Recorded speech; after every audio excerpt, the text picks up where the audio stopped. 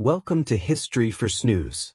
Every page of history holds the footprints of time, the quiet hopes, the hidden fears, and the beliefs that shaped how people once understood their world. Here, we will travel back to the past, slowly, gently, so we can almost feel the wonder and uncertainty of another era.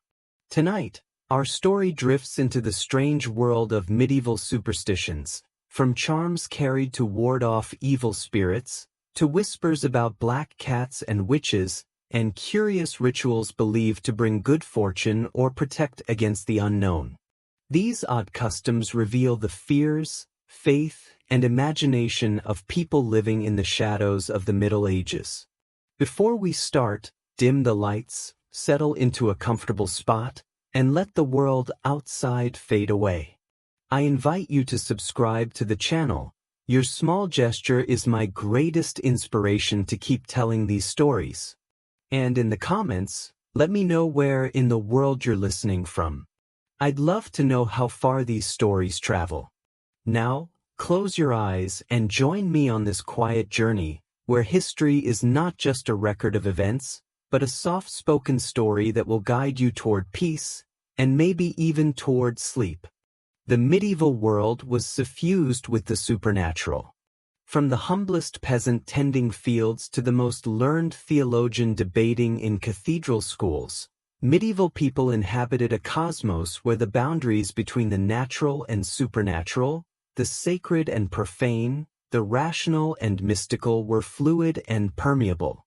This was not a world of primitive ignorance stumbling toward enlightenment, but rather a sophisticated civilization that understood reality through fundamentally different epistemological frameworks than those that would emerge in the Renaissance and beyond.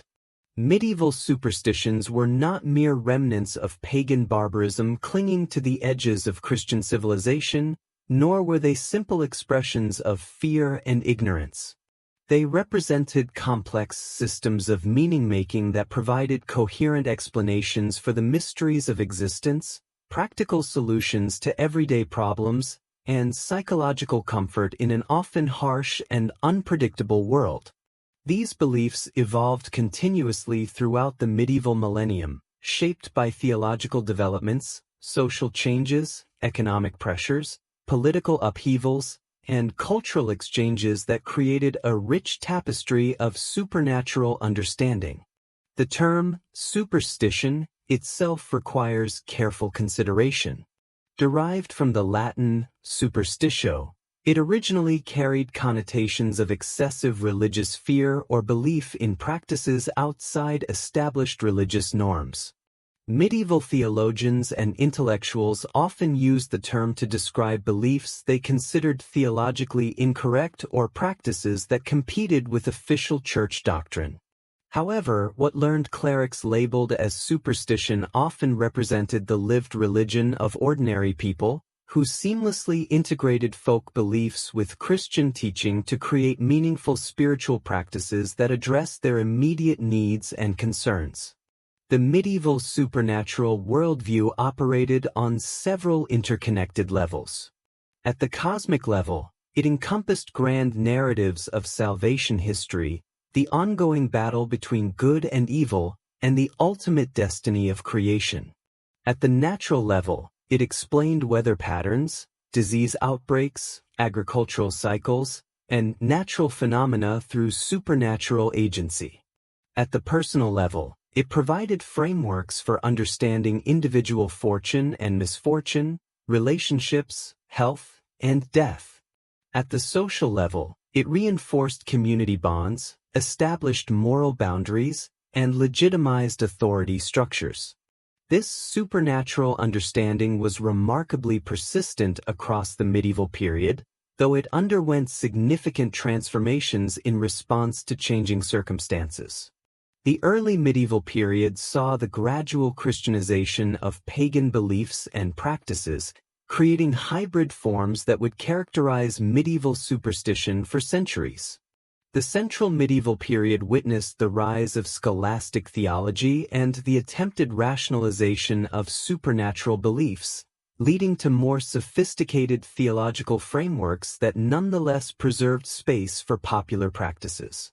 The late medieval period saw increased anxiety about supernatural threats, manifested in witch hunts, apocalyptic expectations, and heightened concern about diabolic influence.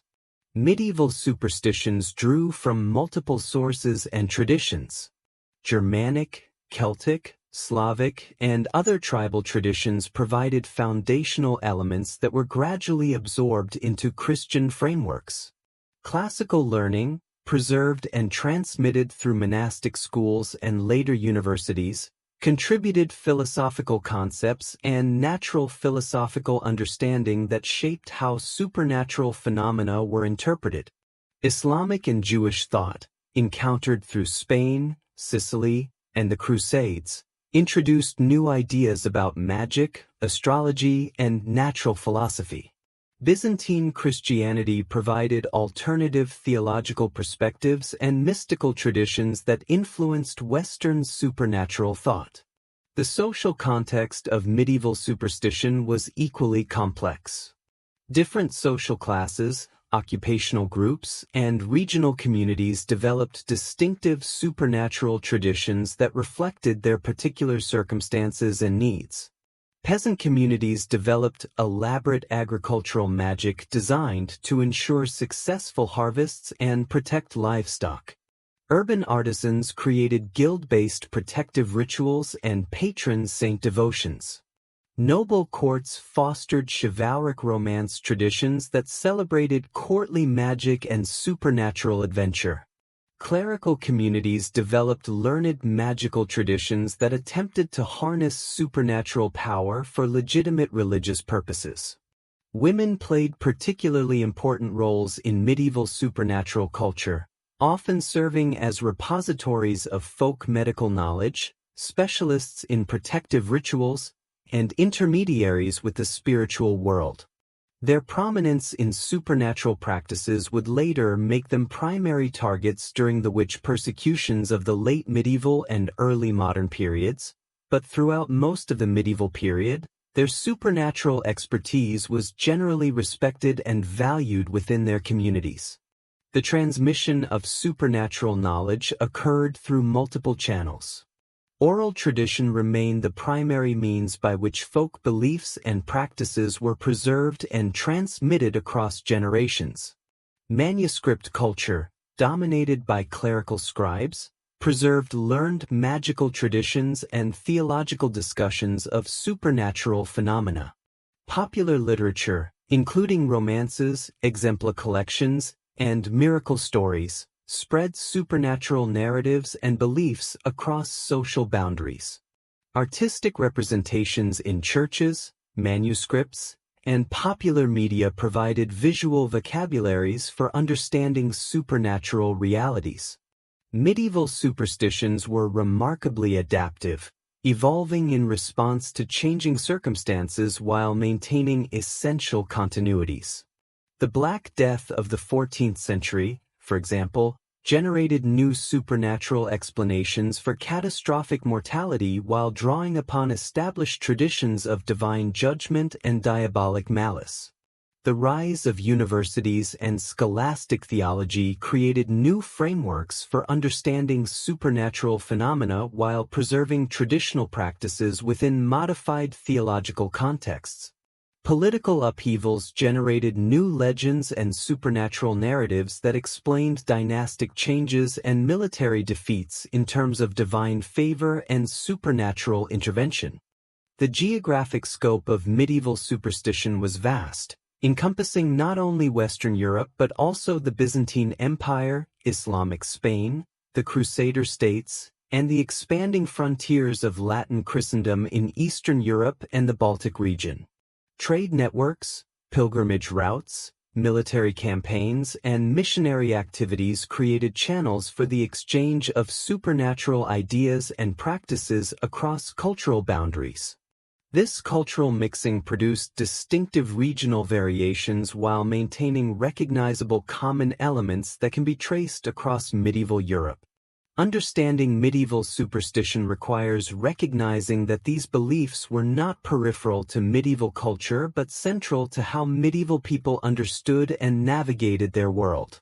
They provided practical guidance for daily decisions, emotional comfort during times of crisis, social cohesion within communities, and intellectual frameworks for understanding natural phenomena.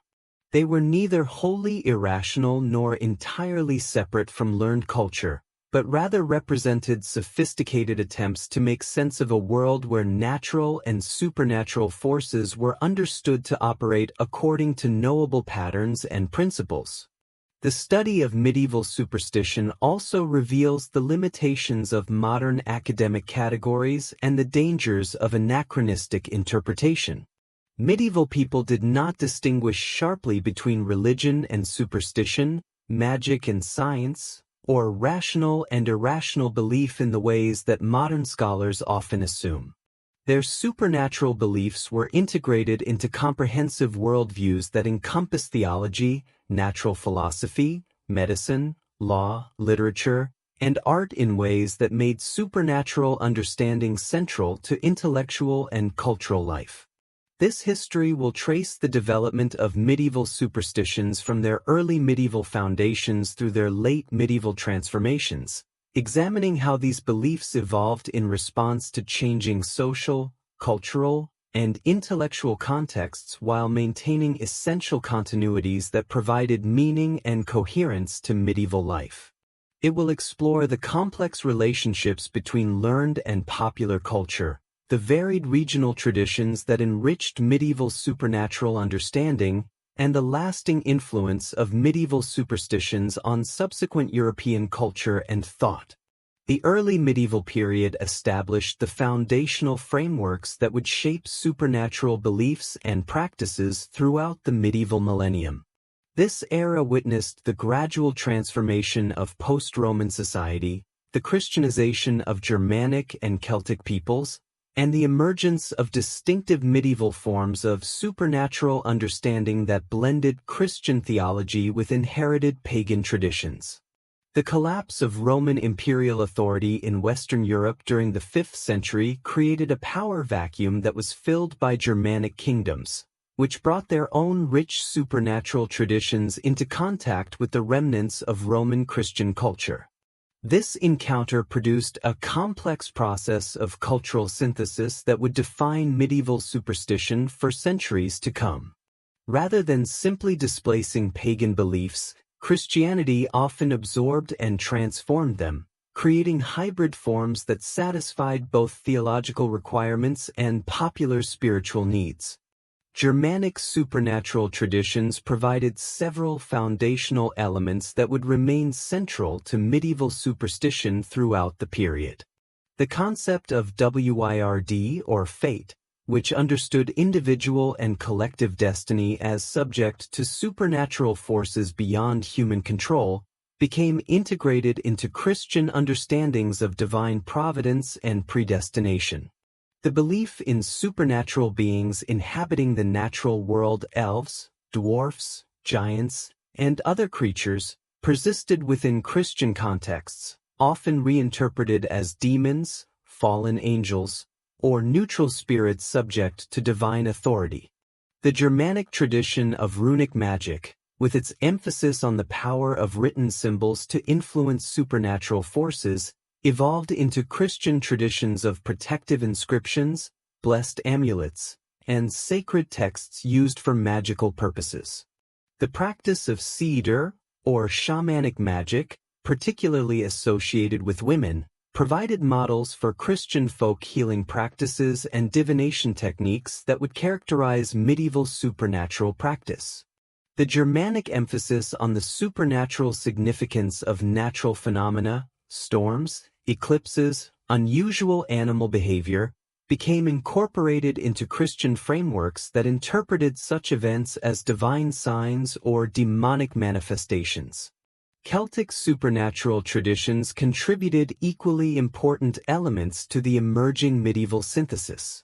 The Celtic understanding of the otherworld as a parallel realm accessible through specific locations, times, and practices became integrated into Christian concepts of purgatory, the communion of saints, and supernatural intervention in the natural world. Celtic traditions of Druidic magic, with their emphasis on natural wisdom and the manipulation of natural forces, provided models for Christian approaches to natural philosophy and learned magic that sought to harness God's power for legitimate purposes.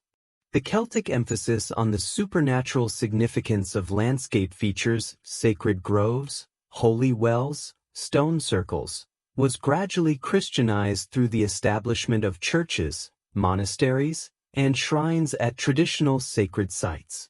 This practice ensured that the supernatural power associated with particular locations was preserved within Christian frameworks while maintaining continuity with pre-Christian sacred geography.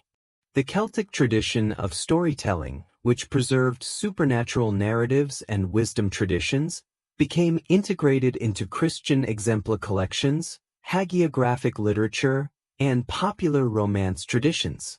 Celtic seasonal festivals, Samhain, Imbolc, Beltane, and Lughnasadh, were gradually transformed into Christian holidays that preserved their supernatural associations while redirecting their focus toward Christian themes. All Saints' Day replaced Samhain while maintaining its association with communication between the living and the dead. Candlemas replaced Imbolc while preserving its connection to light symbolism and seasonal transition. May Day celebrations replaced Beltane while maintaining their association with fertility magic and supernatural protection of crops and livestock. The Christianization process was neither uniform nor complete, creating regional variations that would characterize medieval superstition throughout the period. In areas where Roman Christianity was well established before Germanic conquest, such as Gaul and parts of Britain, the synthesis between Christian and pagan traditions was often more complete and theologically sophisticated.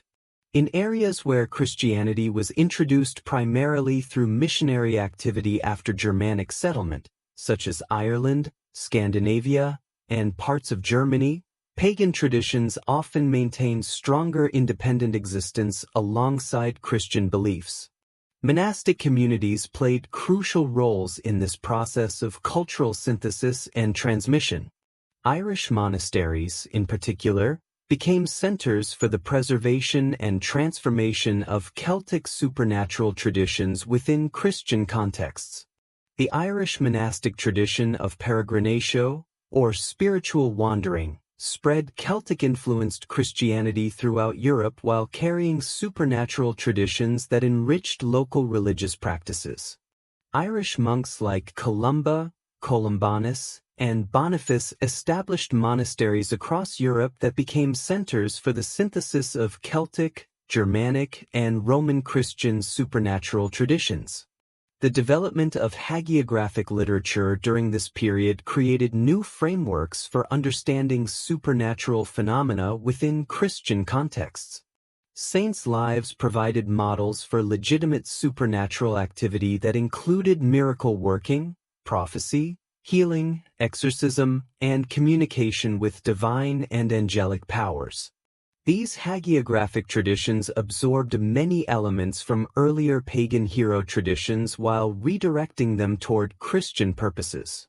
The cult of saints created new forms of supernatural practice that included pilgrimage, relic veneration, and intercessory prayer that satisfied popular needs for supernatural assistance while remaining within orthodox Christian frameworks. The early medieval period also witnessed the development of distinctive Christian approaches to magic and supernatural practice that would remain influential throughout the medieval period. The works of Augustine of Hippo, particularly his City of God and On Christian Doctrine, established theological frameworks that distinguished between legitimate and illegitimate supernatural practices. Augustine's distinction between natural magic, which worked through understanding of natural forces created by God, and demonic magic, which involved pacts with evil spirits, provided intellectual foundations for medieval approaches to supernatural phenomena. Gregory the Great's dialogues and pastoral writings established practical approaches to supernatural phenomena that emphasize the importance of faith, prayer, and sacramental practice in dealing with supernatural threats and accessing supernatural assistance. Gregory's accounts of supernatural occurrences provided models for interpreting unusual phenomena within Christian frameworks while acknowledging the reality of supernatural forces operating in the natural world. His emphasis on the pastoral care of popular supernatural beliefs established precedents for clerical approaches to folk practices that would characterize medieval Christianity. The early medieval liturgy incorporated numerous elements that addressed popular supernatural concerns while maintaining theological orthodoxy. The development of blessing formulas for crops, livestock, tools, and households provided Christian alternatives to pagan protective rituals while acknowledging the importance of supernatural protection in daily life. The expansion of the liturgical calendar to include numerous saint days and seasonal observances created Christian frameworks for understanding the supernatural significance of temporal cycles. The emergence of vernacular Christian literature during this period created new channels for the transmission of supernatural beliefs and practices. Anglo-Saxon poetry like Beowulf and The Dream of the Rood demonstrated how pagan supernatural themes could be integrated into Christian narratives. Irish saga literature showed how traditional Celtic supernatural stories could be preserved within Christian contexts. Germanic heroic literature maintained supernatural themes while gradually incorporating Christian elements. The development of canon law during this period established legal frameworks for dealing with supernatural practices that would remain influential throughout the medieval period. Early penitentials, particularly those associated with Irish and Anglo-Saxon Christianity, provided detailed guidance for confessors dealing with popular supernatural practices. These documents reveal the prevalence of divination, magical healing, protective rituals, and other supernatural practices while establishing ecclesiastical responses that sought to redirect rather than eliminate popular supernatural needs. The Carolingian period, 750 to 900 CE, marked a crucial phase in the development of medieval supernatural culture. Charlemagne's religious reforms attempted to standardize Christian practice while addressing persistent pagan elements in popular religion. The Carolingian Renaissance created new opportunities for the preservation and transmission of both classical and Germanic supernatural traditions within Christian frameworks. The expansion of monastic schools and cathedral schools provided institutional support for the development of learned approaches to supernatural phenomena. Carolingian capitularies and ecclesiastical legislation reveal ongoing concerns about popular supernatural practices while demonstrating the sophisticated theological frameworks that medieval intellectuals developed for understanding supernatural phenomena. The Carolingian emphasis on education and standardization created new opportunities for the synthesis of diverse supernatural traditions while establishing ecclesiastical control over supernatural practices. The emergence of feudalism during this period created new social contexts for supernatural beliefs and practices.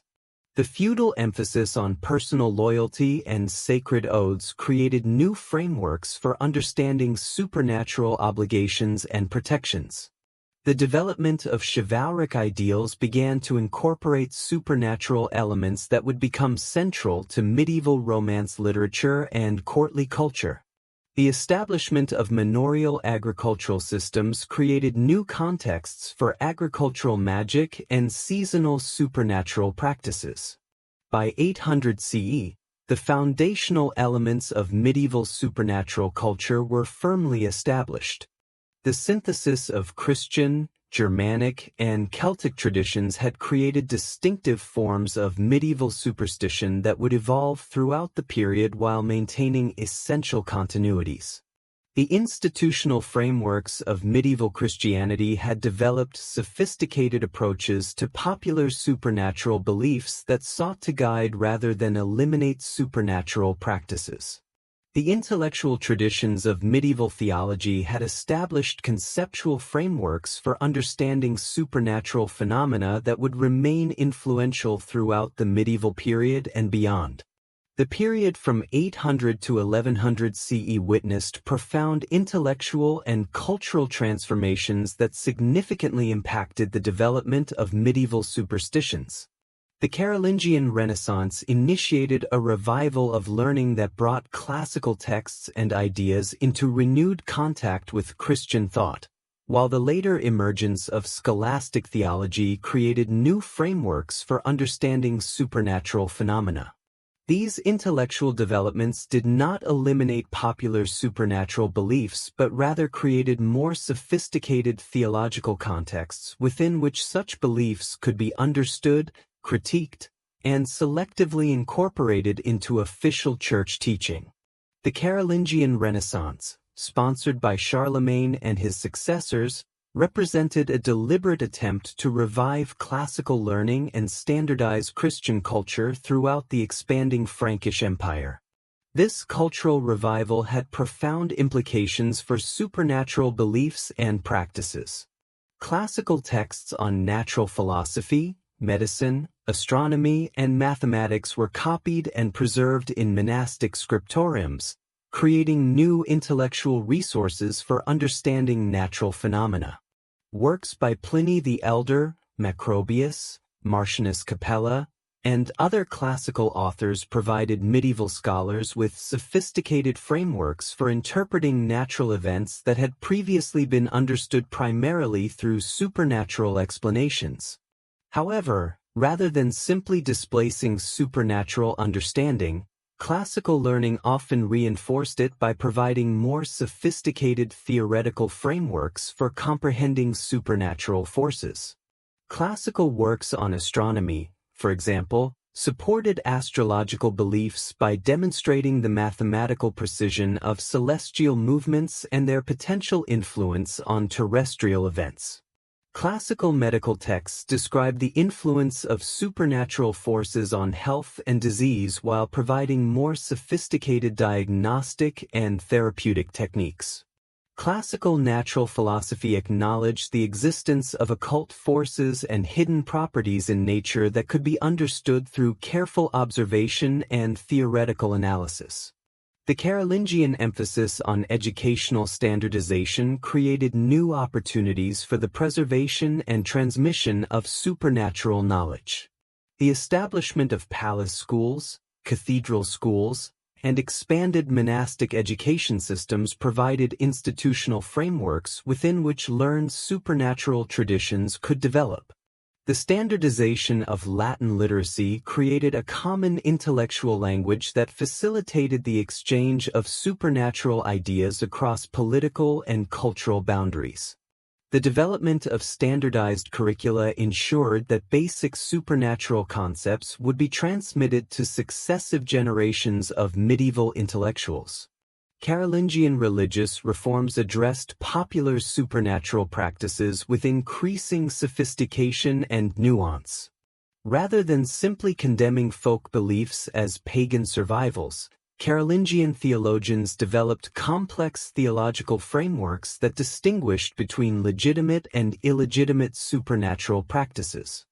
The famous Capitulaire de Partibus Saxoniae prohibited specific pagan practices while acknowledging the reality of supernatural forces and the legitimacy of Christian approaches to supernatural phenomena. Carolingian penitentials provided detailed guidance for confessors dealing with popular supernatural practices, revealing both the persistence of folk beliefs and the Church's sophisticated understanding of their social and psychological functions. The development of Carolingian hagiography created new models for understanding supernatural phenomena within Christian contexts. Lives of Carolingian saints like Boniface, Ansgar, and Rimbert demonstrated how Christian supernatural power could triumph over pagan magic while acknowledging the reality and effectiveness of non-Christian supernatural practices. These hagiographic traditions established narrative frameworks that would influence medieval understanding of supernatural conflicts for centuries to come. The emergence of distinctive Germanic Christian traditions during this period created regional variations in supernatural understanding that would persist throughout the medieval period. The development of Old High German Christian literature, including the Heliand, the Ottfried of Weissenberg Gospels, and various saints' lives, demonstrated how Germanic supernatural concepts could be integrated into Christian narratives. These texts preserved Germanic supernatural vocabulary and concepts while redirecting them toward Christian purposes. The Viking Age, roughly 800–1100 C, created new contexts for supernatural cultural exchange that significantly influenced medieval European superstitions. Viking raids, trade networks, and settlement patterns brought Scandinavian supernatural traditions into contact with Christian European culture, creating new hybrid forms and reinforcing existing supernatural beliefs. The gradual Christianization of Scandinavia during this period provided models for the integration of sophisticated pagan supernatural systems into Christian frameworks. Norse supernatural traditions contributed several distinctive elements to medieval European superstition. The concept of the wild hunt, led by Odin/Woden, became integrated into Christian folklore as supernatural processions associated with souls of the dead, divine judgment, or demonic activity. Norse beliefs in shape-shifting, particularly werewolf traditions, enriched European supernatural literature and folk belief. The Norse emphasis on prophetic dreams and visionary experiences provided models for Christian mystical traditions and popular divination practices. The preservation of Norse mythological literature in Iceland during the later medieval period ensured that sophisticated pagan supernatural systems remained available to medieval intellectuals, providing comparative frameworks for understanding Christian supernatural phenomena.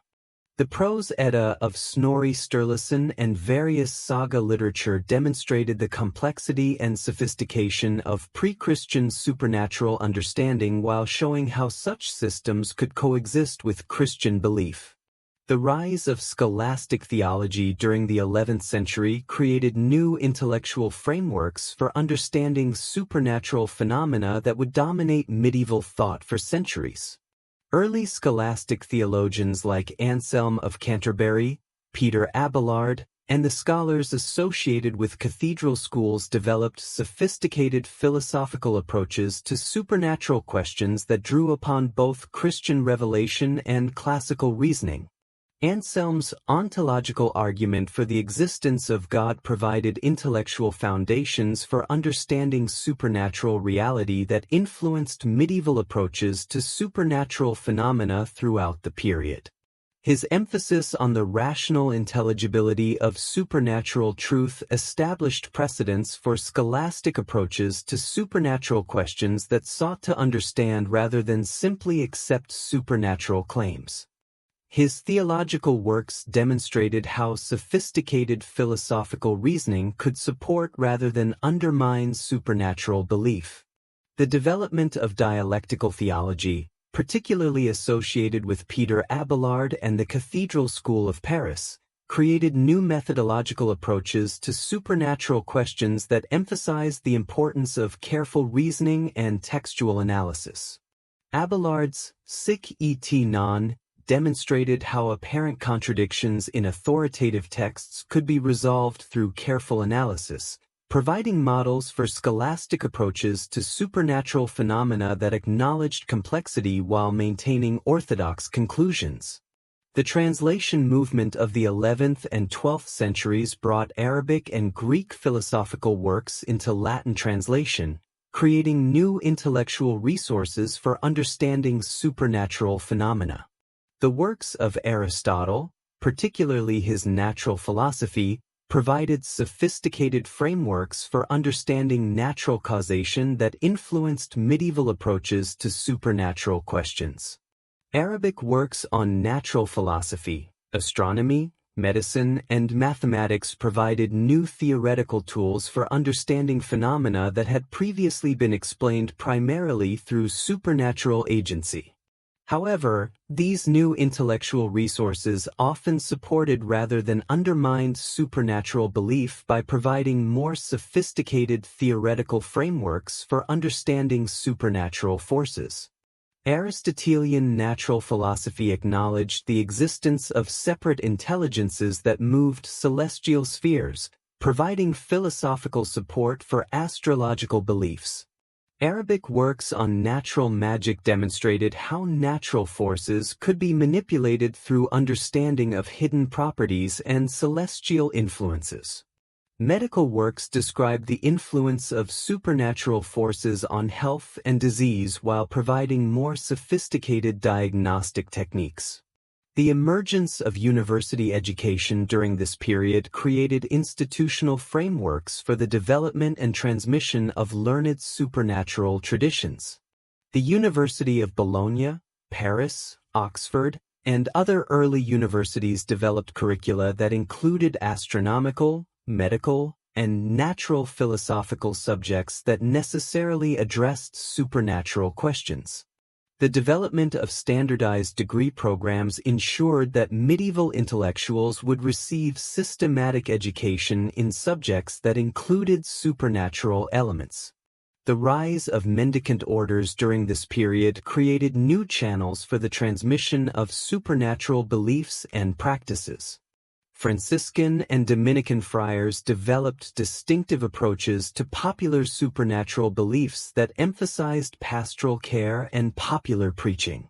Their close contact with lay communities made them particularly influential in shaping popular understanding of supernatural phenomena, while their theological sophistication ensured that their teachings reflected current scholarly understanding.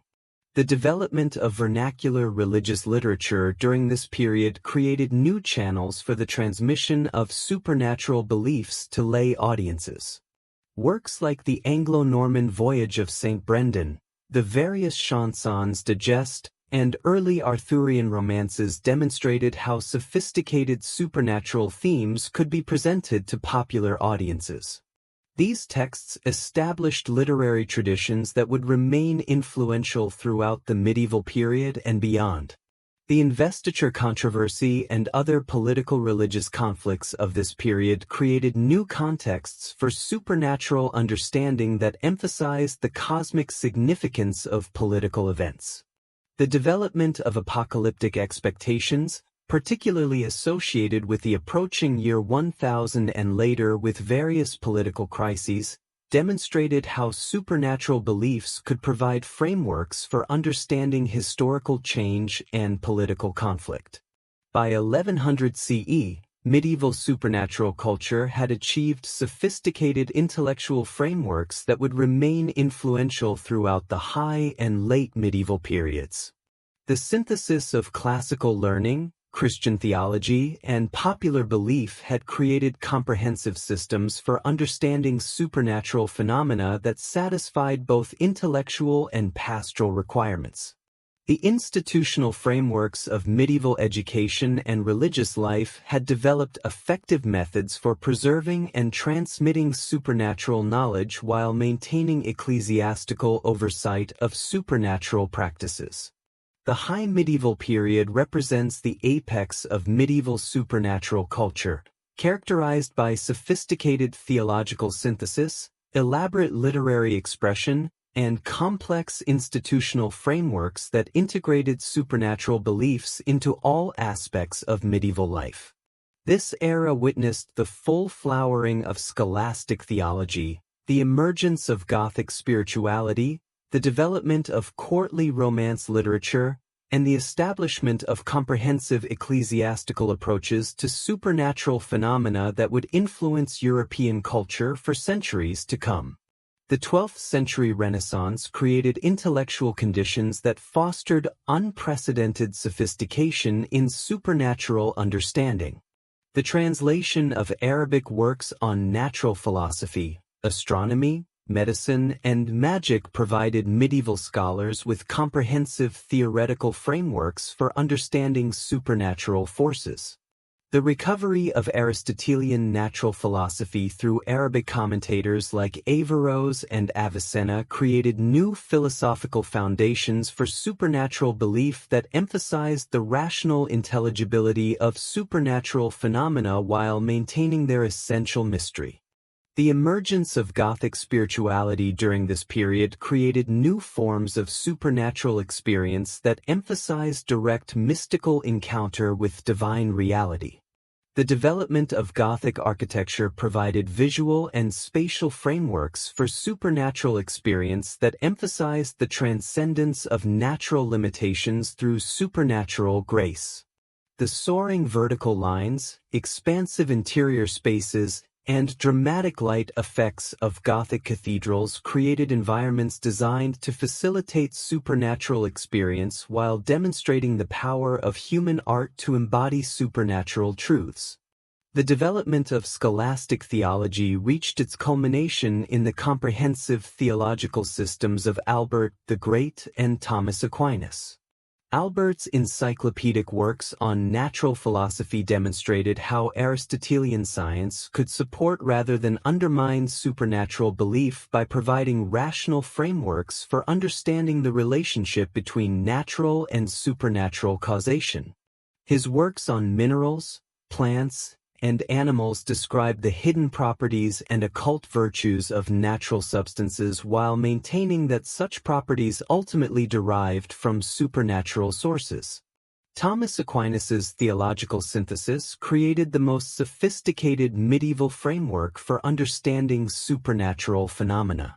His distinction between primary and secondary causation provided philosophical foundations for understanding how supernatural and natural forces could operate simultaneously without contradiction. His analysis of miracles demonstrated how supernatural interventions could be understood as expressions of divine power working through natural means rather than violations of natural law. His treatment of angelic knowledge and demonic influence provided comprehensive frameworks for understanding supernatural intelligences and their interaction with the natural world. Aquinas's approach to magic and supernatural practices established theological principles that would influence church teaching throughout the medieval period and beyond.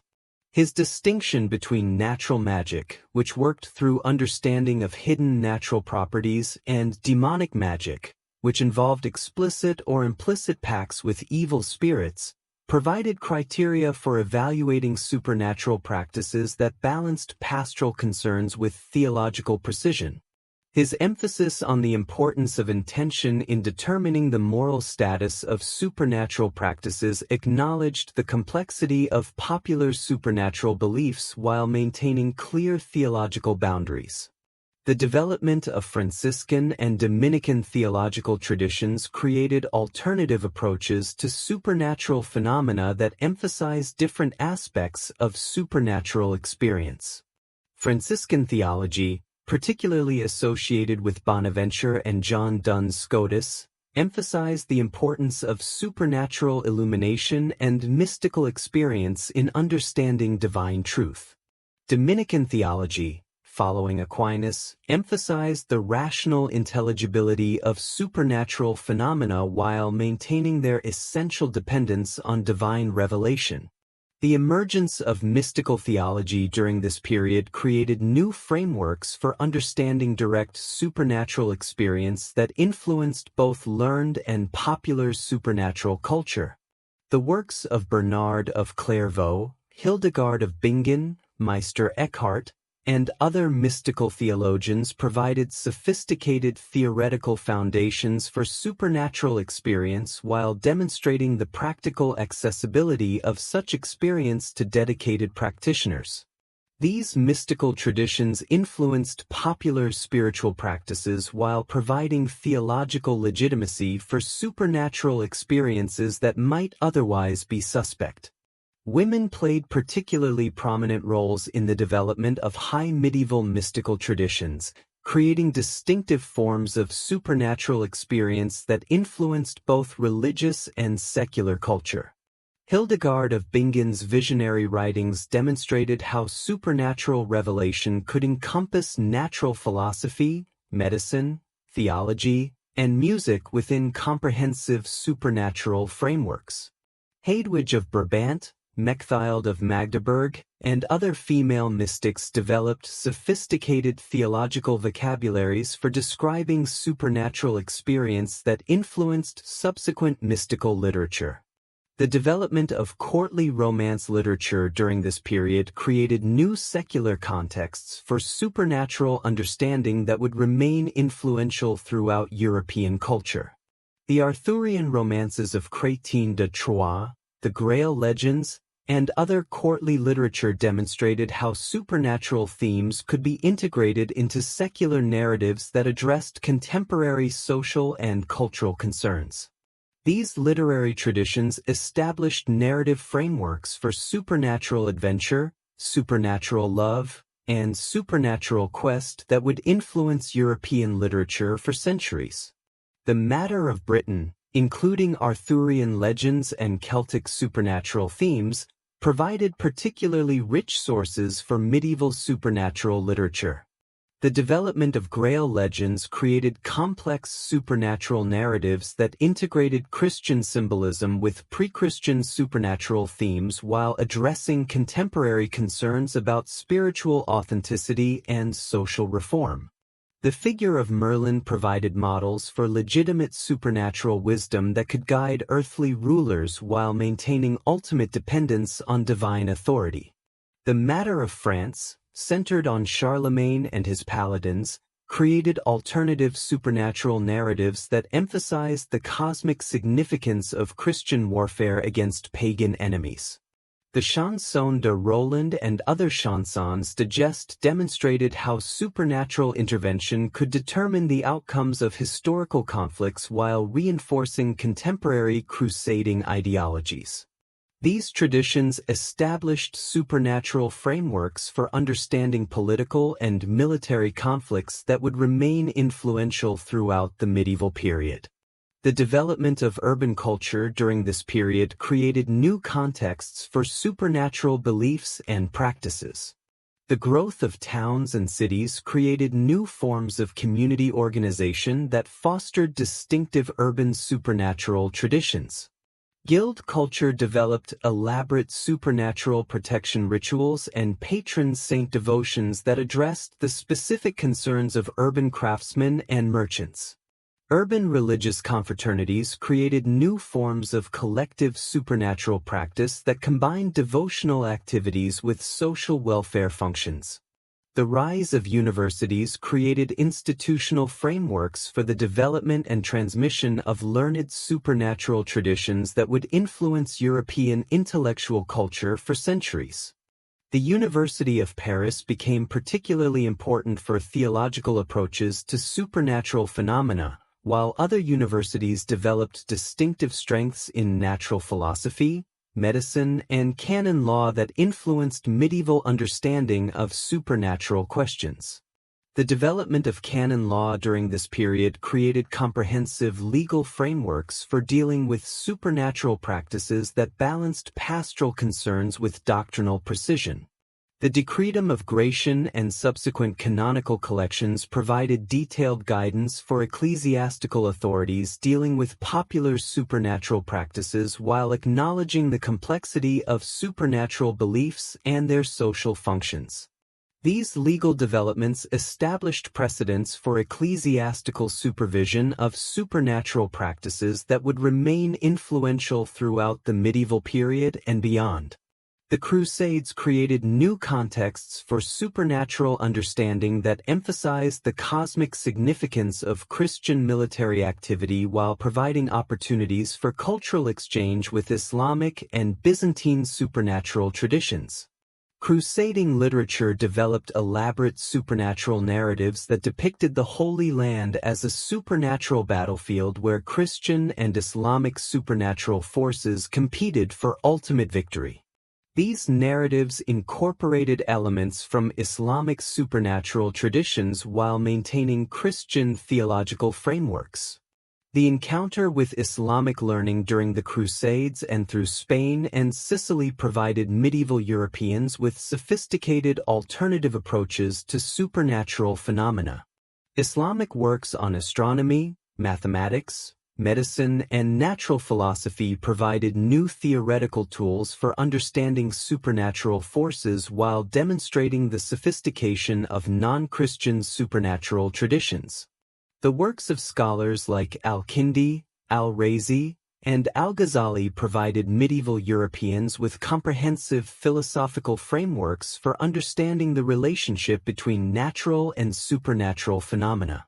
The development of Gothic art and architecture created new visual vocabularies for supernatural understanding that influenced European culture for centuries. Gothic cathedral sculpture programs provided comprehensive iconographic systems that depicted the entire supernatural cosmos from divine hierarchy to demonic rebellion. Illuminated manuscripts developed sophisticated artistic techniques for representing supernatural phenomena that combined theological precision with aesthetic beauty.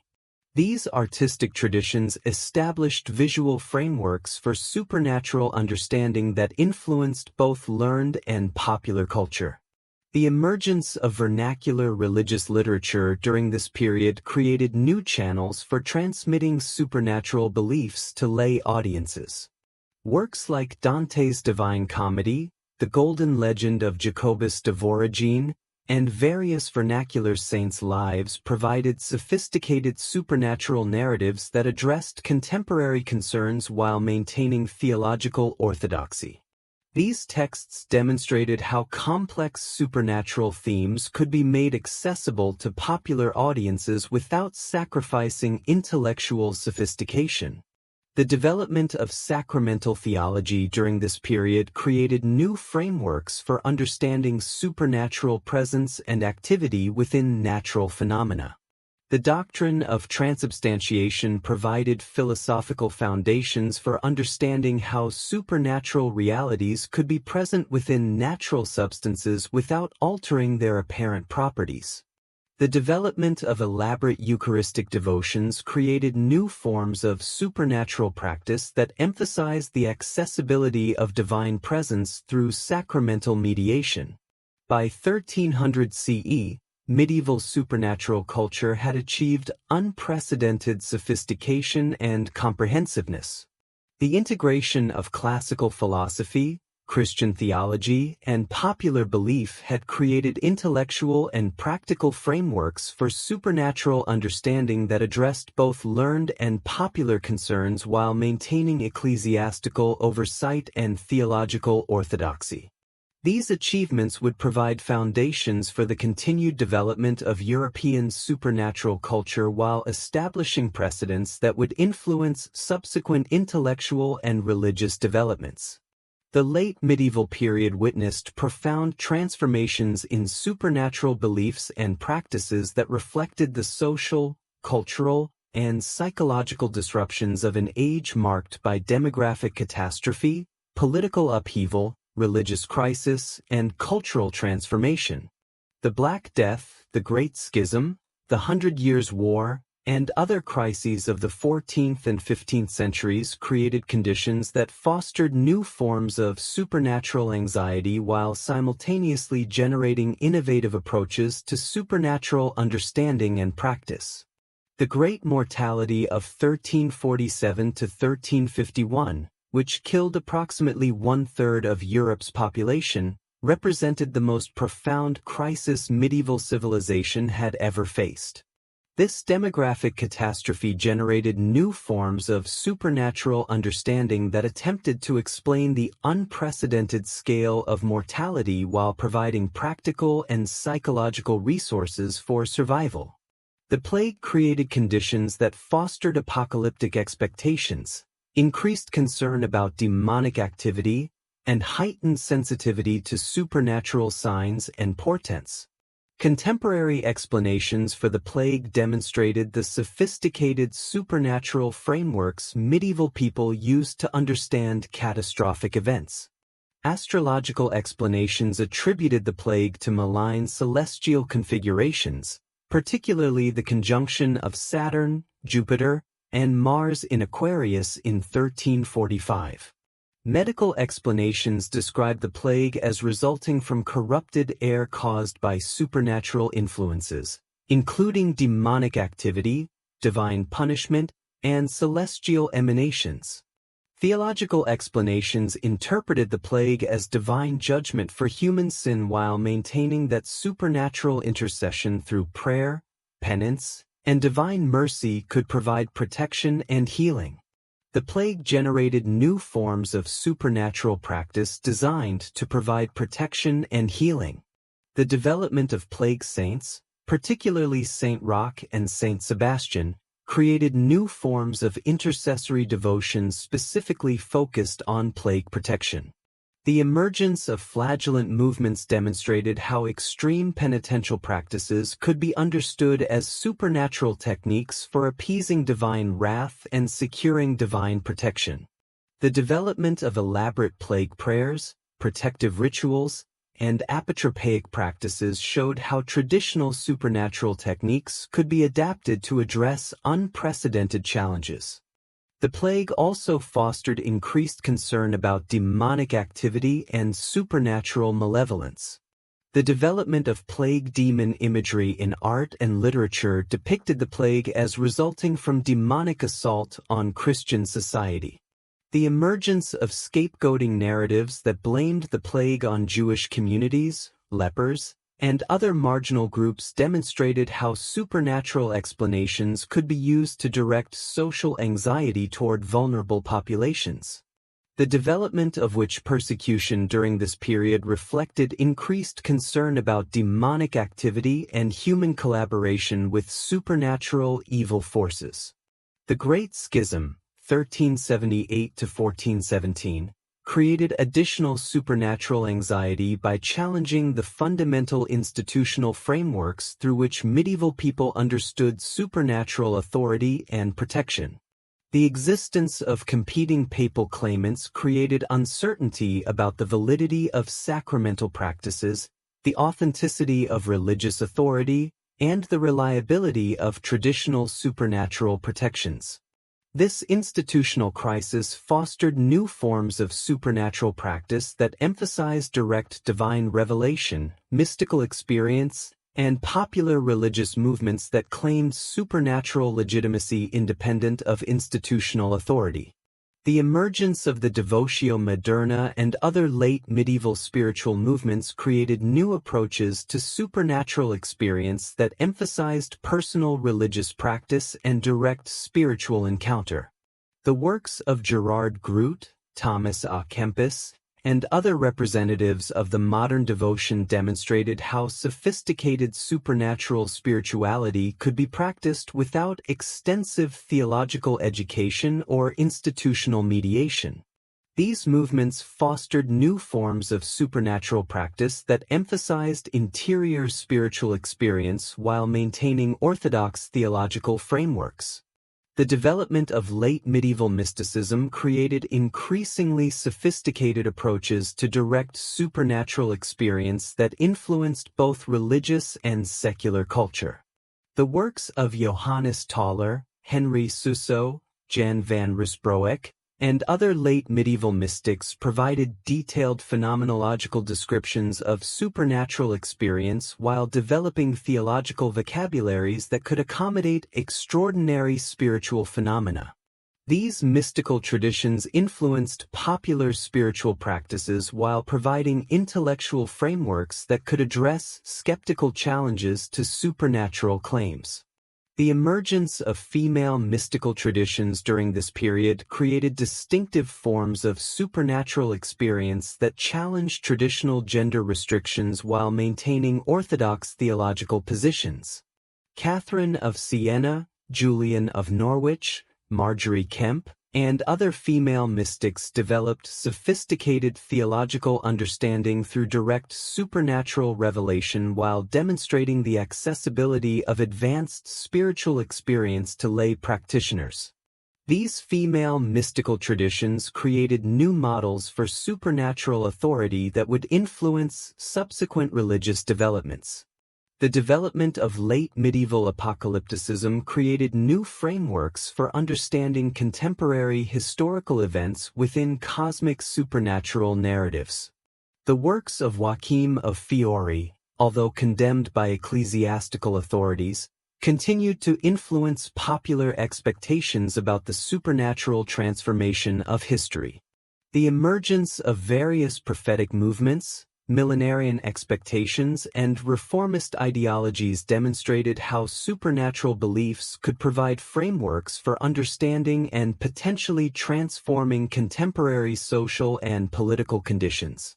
The 100 Years' War and other political conflicts of the late medieval period generated new forms of supernatural understanding that emphasized the cosmic significance of political events. The emergence of Joan of Arc as a figure claiming direct divine revelation for political purposes demonstrated how supernatural authority could challenge traditional political hierarchies while maintaining orthodox religious frameworks. The development of royal supernatural imagery, particularly associated with French and English monarchy, showed how political authority could be legitimized through supernatural associations. The development of late medieval witchcraft beliefs represented one of the most significant transformations in medieval supernatural culture. The emergence of systematic witch persecution during the 15th century reflected new forms of supernatural anxiety that combined traditional concerns about malefic magic with innovative theological frameworks that emphasized diabolic conspiracy and supernatural warfare. The publication of the Malleus Maleficarum in 1487 provided comprehensive theoretical and practical frameworks for witch persecution that would influence European culture for centuries. The development of witchcraft theory during this period demonstrated the sophisticated theological and legal frameworks medieval intellectuals created for understanding supernatural malevolence. The concept of the diabolic pact provided explanations for how ordinary humans could acquire supernatural power while maintaining that such power ultimately derived from demonic sources. The development of detailed descriptions of witch activities, including nocturnal flight, Sabbath attendance, and malefic magic, created comprehensive supernatural narratives that explained various forms of misfortune while providing practical guidance for identification and persecution of supernatural threats. However, witchcraft persecution also generated sophisticated skeptical responses that demonstrated the intellectual diversity of late medieval supernatural culture. The works of scholars like Johannes Nider, while supporting witch persecution in principle, emphasized the importance of careful investigation and legal procedure in witchcraft cases. Other scholars developed detailed critiques of witchcraft beliefs that questioned both the reality of supposed witch activities and the validity of persecution procedures. The development of late medieval natural philosophy created new frameworks for understanding supernatural phenomena that emphasized empirical observation and mathematical analysis. The works of scholars like Nicole Oersma, Jean Buridan, and other representatives of the Paris school demonstrated how sophisticated natural philosophical analysis could be applied to traditionally supernatural phenomena. Oersma's analysis of astrology, for example, provided detailed mathematical critiques of astrological claims while maintaining that celestial influences on terrestrial events remained theoretically possible. The emergence of Renaissance humanism during the 15th century created new intellectual contexts for supernatural understanding that emphasized classical precedents and literary sophistication. Humanist scholars like Marsilio Ficino, Pico della Mirandola, and other representatives of Renaissance Platonism developed sophisticated philosophical frameworks for understanding supernatural phenomena that drew heavily upon classical sources while maintaining Christian theological commitments. These humanist approaches to supernatural questions would influence European intellectual culture throughout the early modern period. The development of printing technology during the 15th century created new channels for the transmission of supernatural beliefs and practices that would transform European culture. The publication of works like the Golden Legend, various saints' lives, astrological texts, and magical handbooks made sophisticated supernatural knowledge accessible to broader audiences while standardizing supernatural beliefs and practices across political and cultural boundaries. The emergence of popular literature, including chapbooks, broadsheets, and vernacular translations, created new markets for supernatural entertainment and instruction. The printing revolution also facilitated the development of more sophisticated skeptical approaches to supernatural claims. The publication of classical skeptical works, comparative studies of different supernatural traditions, and detailed critiques of popular supernatural beliefs provided intellectual resources for questioning traditional supernatural assumptions. However, print culture also facilitated the dissemination of sophisticated supernatural theory and practice, creating conditions for both increased supernatural literacy and more informed supernatural skepticism. The discovery of the Americas during the late 15th century created new contexts for supernatural understanding that challenged traditional geographical and anthropological assumptions. Early accounts of American supernatural practices provided comparative perspectives on European supernatural traditions while demonstrating the universal human tendency towards supernatural belief and practice. The encounter with American supernatural traditions would influence subsequent European supernatural culture while providing new evidence for both universal and culturally specific aspects of supernatural understanding. The development of late medieval art and architecture created new visual vocabularies for supernatural understanding that reflected contemporary anxieties and innovations. The emergence of the danse macabre tradition provided artistic frameworks for understanding the supernatural significance of death while addressing contemporary mortality concerns. The development of increasingly elaborate altarpiece programs created comprehensive iconographic systems that depicted supernatural narratives with unprecedented detail and sophistication. The emergence of late medieval drama created new popular contexts for supernatural understanding that combined entertainment with religious instruction. Mystery plays, morality plays, and other dramatic traditions provided accessible frameworks for supernatural narratives while demonstrating the continued popular appeal of supernatural themes. These dramatic traditions established precedents for subsequent European theatrical culture while preserving medieval supernatural narratives for popular audiences. The development of late medieval music created new sonic environments for supernatural experience that emphasized emotional intensity and spiritual transcendence. The emergence of polyphonic composition techniques created musical textures that could represent supernatural complexity while maintaining liturgical functionality.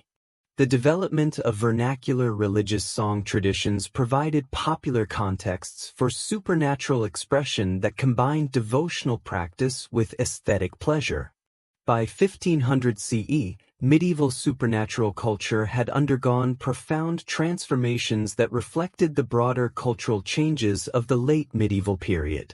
The demographic, political, and religious crises of the 14th and 15th centuries had generated new forms of supernatural anxiety while simultaneously fostering innovative approaches to supernatural understanding and practice.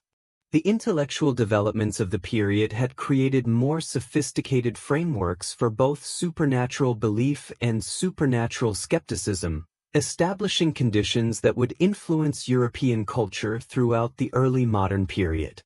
The late medieval period thus represents both the culmination of medieval supernatural culture and the beginning of its transformation into early modern forms. The sophisticated theological, philosophical, and practical frameworks developed during this period would continue to influence European supernatural culture while providing foundations for the continued evolution of supernatural understanding in response to changing cultural conditions. Medieval superstitions were never uniform across Europe but developed distinctive regional characteristics that reflected local cultural traditions, historical experiences, and geographical conditions. These regional variations created a rich mosaic of supernatural beliefs and practices that demonstrates the adaptability and creativity of medieval supernatural culture while revealing the complex processes of cultural exchange that shaped European civilization throughout the medieval period. The British Isles developed particularly distinctive supernatural traditions that combined Celtic, Germanic, and Christian elements in unique ways. Ireland maintained the strongest continuities with pre-Christian Celtic supernatural traditions, preserved through the Irish monastic schools and saga literature that kept alive sophisticated mythological narratives and supernatural practices. The Irish tradition of the otherworld, accessible through specific locations like fairy mounds and sacred wells, provided frameworks for understanding supernatural geography that influenced European supernatural literature throughout the medieval period. Irish supernatural traditions emphasized the permeability of boundaries between the natural and supernatural worlds, creating cultural frameworks that facilitated supernatural encounter and exchange. The Irish concept of the thin places, where supernatural and natural worlds intersected, provided models for understanding sacred geography that influenced pilgrimage traditions, monastic site selection, and popular supernatural practice. The Irish emphasis on supernatural learning, preserved in traditions about Druidic wisdom and monastic scholarship, created cultural values that supported both learned and popular supernatural traditions. The development of Irish Christianity created distinctive forms of supernatural practice that combined monastic spirituality with traditional Celtic supernatural understanding. Irish penitentials revealed sophisticated approaches to popular supernatural practices that sought to redirect rather than eliminate traditional beliefs. Irish hagiography demonstrated how Celtic supernatural themes could be integrated into Christian narratives while preserving their essential supernatural character. Irish missionary activity throughout Europe spread these distinctive supernatural traditions while adapting them to local conditions. Scotland developed its own distinctive supernatural traditions that combined Celtic, Germanic, and Christian elements while reflecting the particular geographical and cultural conditions of the Scottish Highlands and Lowlands. Scottish supernatural traditions emphasized the supernatural significance of landscape features, creating elaborate folklore traditions associated with specific mountains, lakes, and ancient monuments. The Scottish tradition of second sight provided frameworks for understanding prophetic supernatural experience that influenced both popular practice and learned speculation about supernatural knowledge. Welsh supernatural traditions preserved sophisticated mythological narratives through the Mabinogion and other literary works while developing distinctive Christian supernatural practices. Welsh supernatural geography emphasized the sacred significance of specific locations associated with early Celtic Christianity, creating pilgrimage traditions that combined Christian devotion with older supernatural associations. Welsh bardic traditions preserved sophisticated supernatural narratives while adapting them to changing cultural conditions. England developed supernatural traditions that reflected its complex cultural history of Celtic, Germanic, and Norman influences. Anglo-Saxon supernatural traditions, preserved in works like Beowulf and various saints' lives, demonstrated how Germanic supernatural concepts could be integrated into Christian frameworks while maintaining their essential character. The Norman conquest introduced continental European supernatural traditions while fostering the development of distinctive English forms of courtly romance and supernatural literature. English supernatural traditions emphasize the importance of royal supernatural authority, creating elaborate traditions about supernatural kingship that influenced political culture throughout the medieval period. The development of Arthurian legends in English contexts created distinctive supernatural narratives that combined Celtic, Germanic, and Christian themes while addressing contemporary political concerns. English supernatural practice developed distinctive forms that reflected the particular social and cultural conditions of medieval English society. France developed comprehensive supernatural traditions that reflected its position as the cultural center of medieval European civilization. French supernatural traditions integrated Germanic, Celtic, and Roman elements within sophisticated Christian frameworks that influenced European culture throughout the medieval period. The development of French courtly culture created distinctive supernatural traditions associated with chivalric romance, courtly love, and aristocratic entertainment that spread throughout European noble society. French supernatural traditions emphasized the importance of supernatural adventure and quest narratives that provided frameworks for understanding individual spiritual development and social responsibility. The development of Grail legends in French contexts created complex supernatural narratives that combined Christian symbolism with pre-Christian themes while addressing contemporary concerns about spiritual authenticity and social reform. French supernatural practice developed elaborate forms associated with courtly culture, monastic spirituality, and popular devotion. The emergence of French Gothic spirituality created distinctive approaches to supernatural experience that emphasized architectural and artistic frameworks for divine encounter. French Gothic cathedrals provided comprehensive programs of supernatural imagery while creating spatial environments designed to facilitate supernatural experience. French mystical traditions developed sophisticated theological vocabularies for supernatural experience while maintaining practical accessibility for ordinary practitioners. Germany developed supernatural traditions that reflected its particular cultural and political conditions as the heartland of the Holy Roman Empire. German supernatural traditions emphasized the cosmic significance of imperial authority while preserving sophisticated pre-Christian Germanic supernatural concepts. The development of German courtly literature created distinctive supernatural narratives that combined Germanic heroic traditions with Christian themes and contemporary social concerns. German supernatural traditions maintained particularly strong continuities with pre-Christian Germanic practices, creating distinctive forms of popular supernatural culture that emphasized the supernatural significance of natural phenomena, seasonal cycles, and community traditions. German supernatural practice developed elaborate forms associated with guild culture, urban religious life, and rural agricultural communities that demonstrated the adaptability of supernatural beliefs to changing social conditions.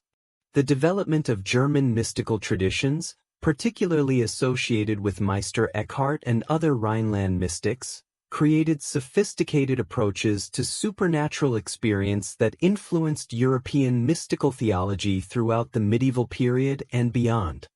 German mystical literature developed distinctive theological vocabularies for supernatural experience while emphasizing the practical accessibility of advanced spiritual states to dedicated practitioners. Italy developed supernatural traditions that reflected its unique position as the center of Latin Christianity and the heir to classical Roman culture. Italian supernatural traditions maintain strong continuities with classical Roman practices while developing distinctive Christian forms that influenced European religious culture throughout the medieval period. The development of Italian communal culture created distinctive forms of supernatural practice associated with urban religious life, guild traditions, and civic devotion. Italian supernatural traditions emphasize the importance of saints and relics as mediators of supernatural power, creating elaborate cult traditions that influenced European religious practice throughout the medieval period. The development of Italian artistic traditions created sophisticated visual vocabularies for supernatural understanding that influenced European culture for centuries. Italian supernatural practice developed distinctive forms associated with monastic spirituality, popular devotion, and civic religious life. The emergence of Italian humanism during the late medieval period created new intellectual frameworks for supernatural understanding that emphasized classical precedents and literary sophistication. Italian humanist approaches to supernatural questions would influence European intellectual culture throughout the early modern period while demonstrating the continued vitality of supernatural interests within sophisticated intellectual contexts.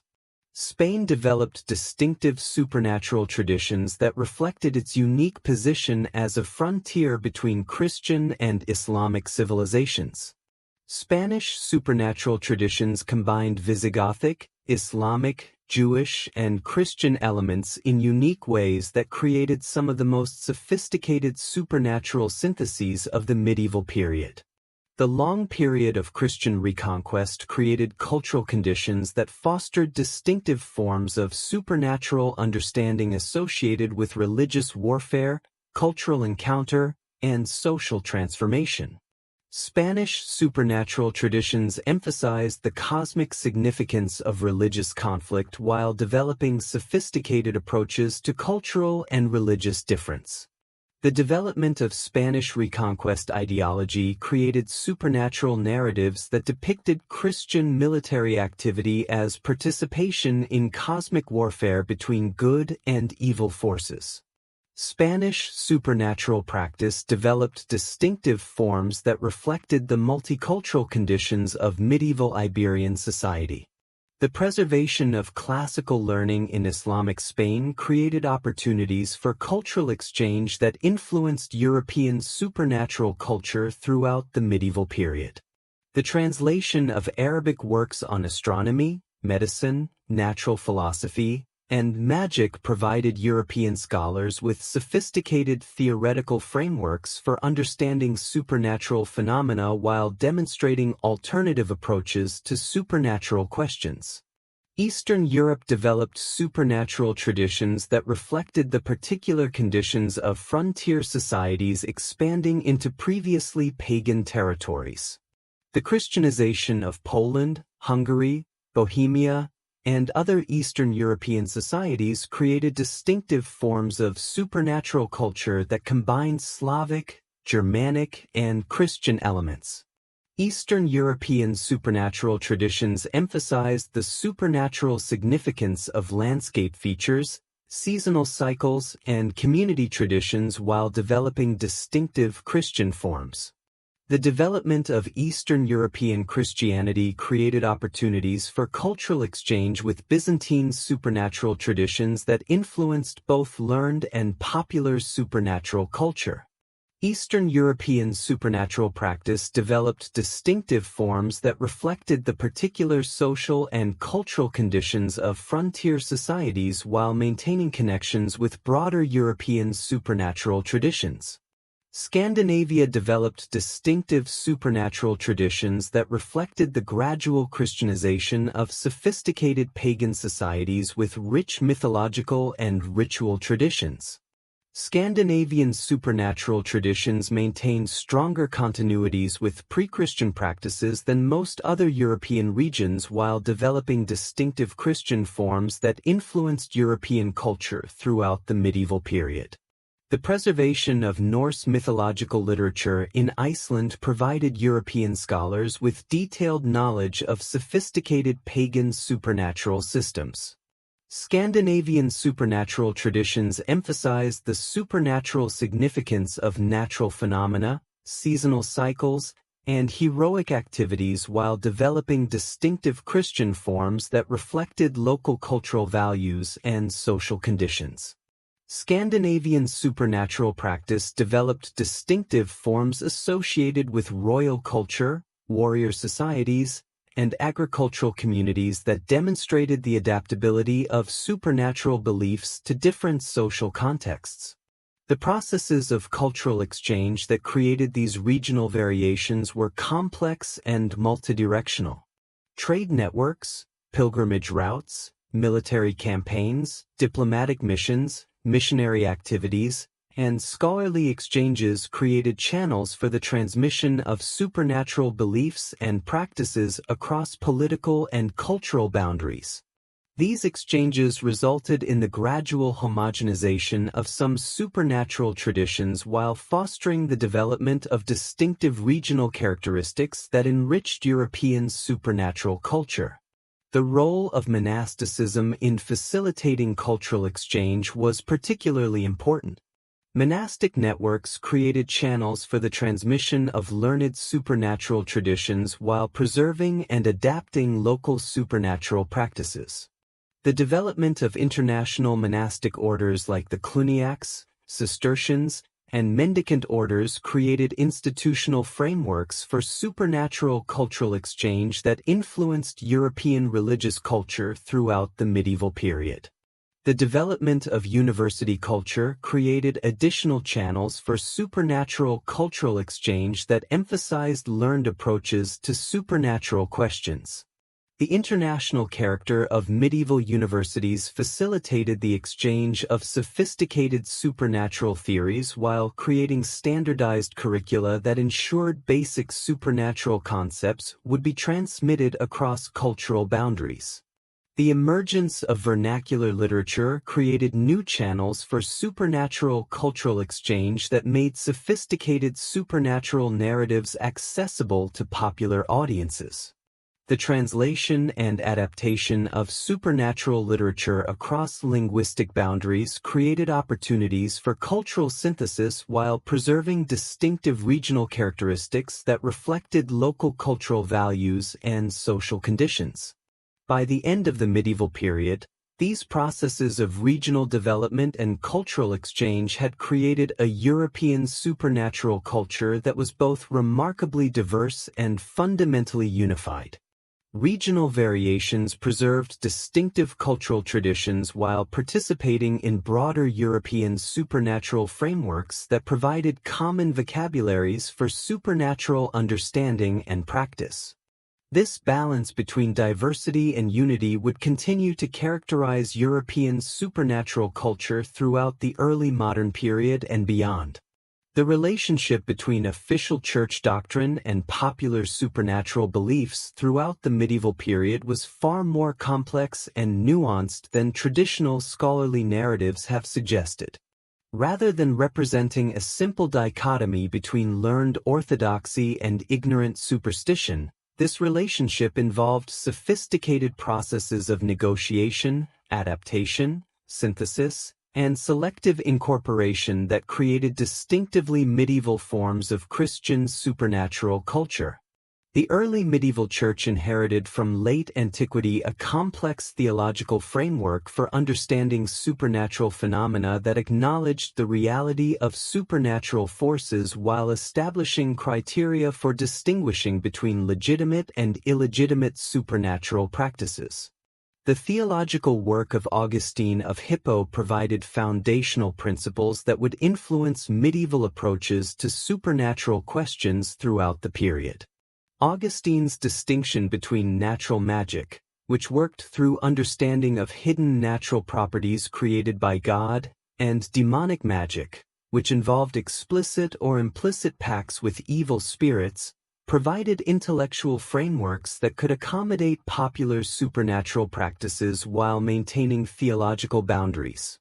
Augustine's analysis of divination, healing practices, protective rituals, and other common supernatural activities established precedents for ecclesiastical responses to popular beliefs that emphasized pastoral flexibility within doctrinal limits.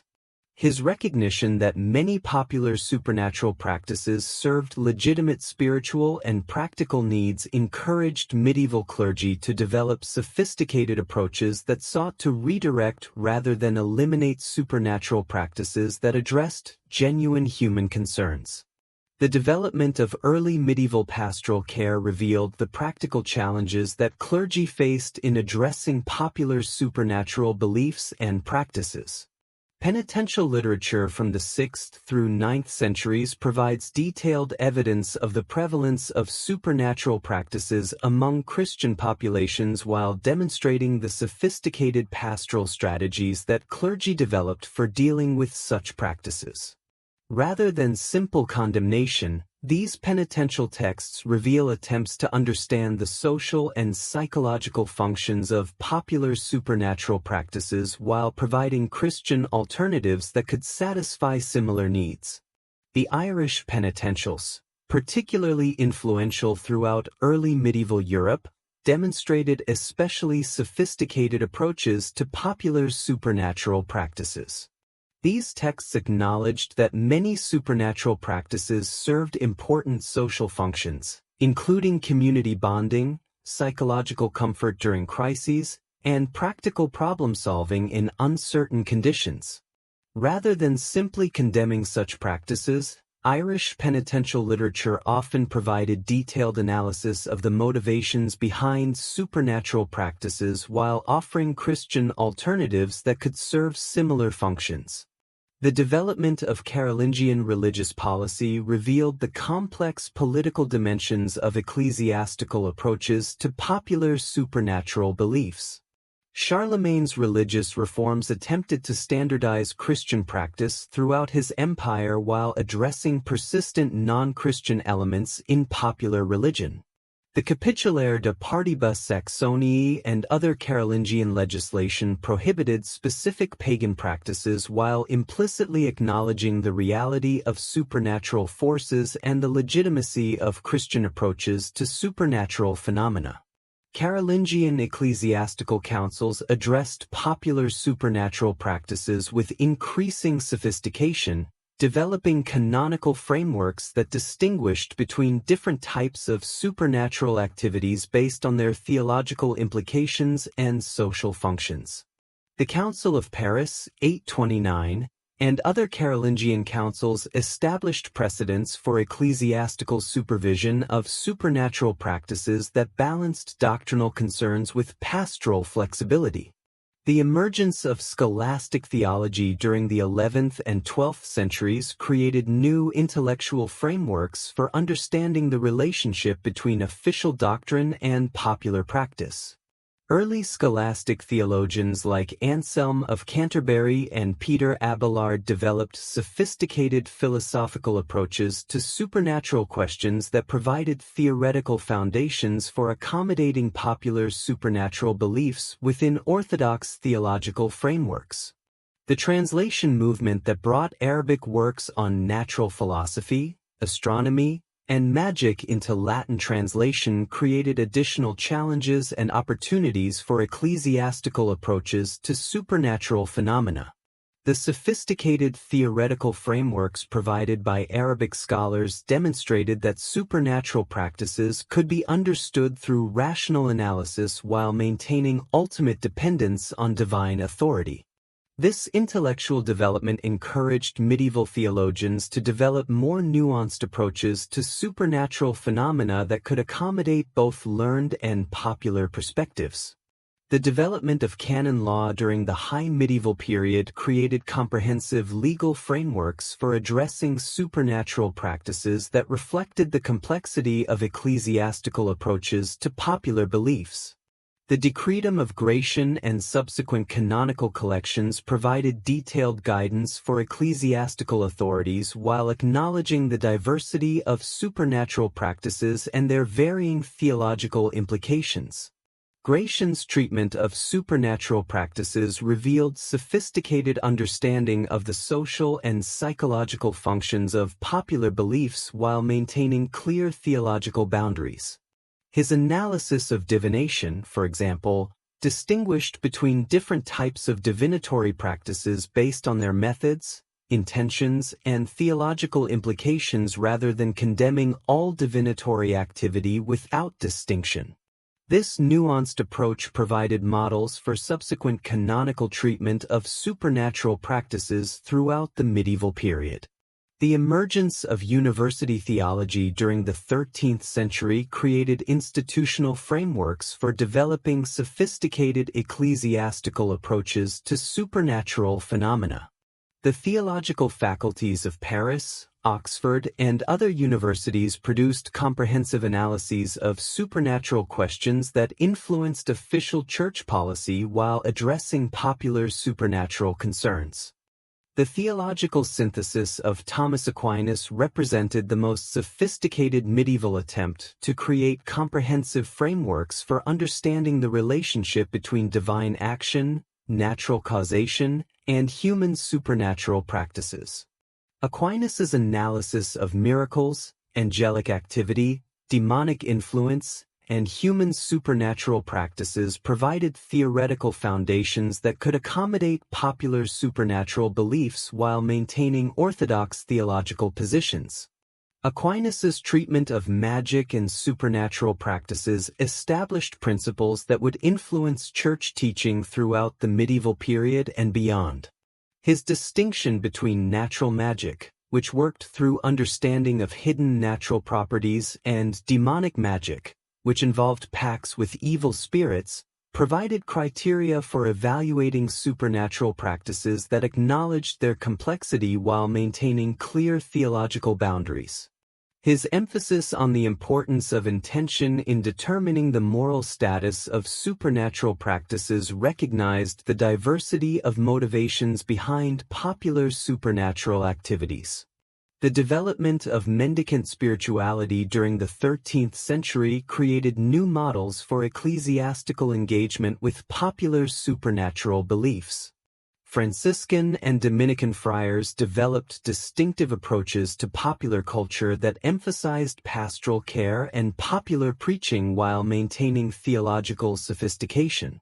Their close contact with lay communities provided them with detailed understanding of popular supernatural practices, while their theological training enabled them to develop sophisticated pastoral responses. The emergence of popular preaching traditions associated with the mendicant orders created new channels for transmitting ecclesiastical approaches to supernatural phenomena to lay audiences. Exemplar collections, sermon handbooks, and popular religious literature provided frameworks for understanding supernatural phenomena that combined theological orthodoxy with practical relevance to popular concerns.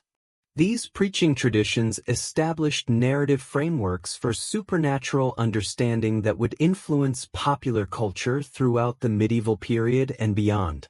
The development of sacramental theology during the High Medieval period created new frameworks for understanding supernatural presence and activity that addressed popular supernatural needs while maintaining orthodox theological positions.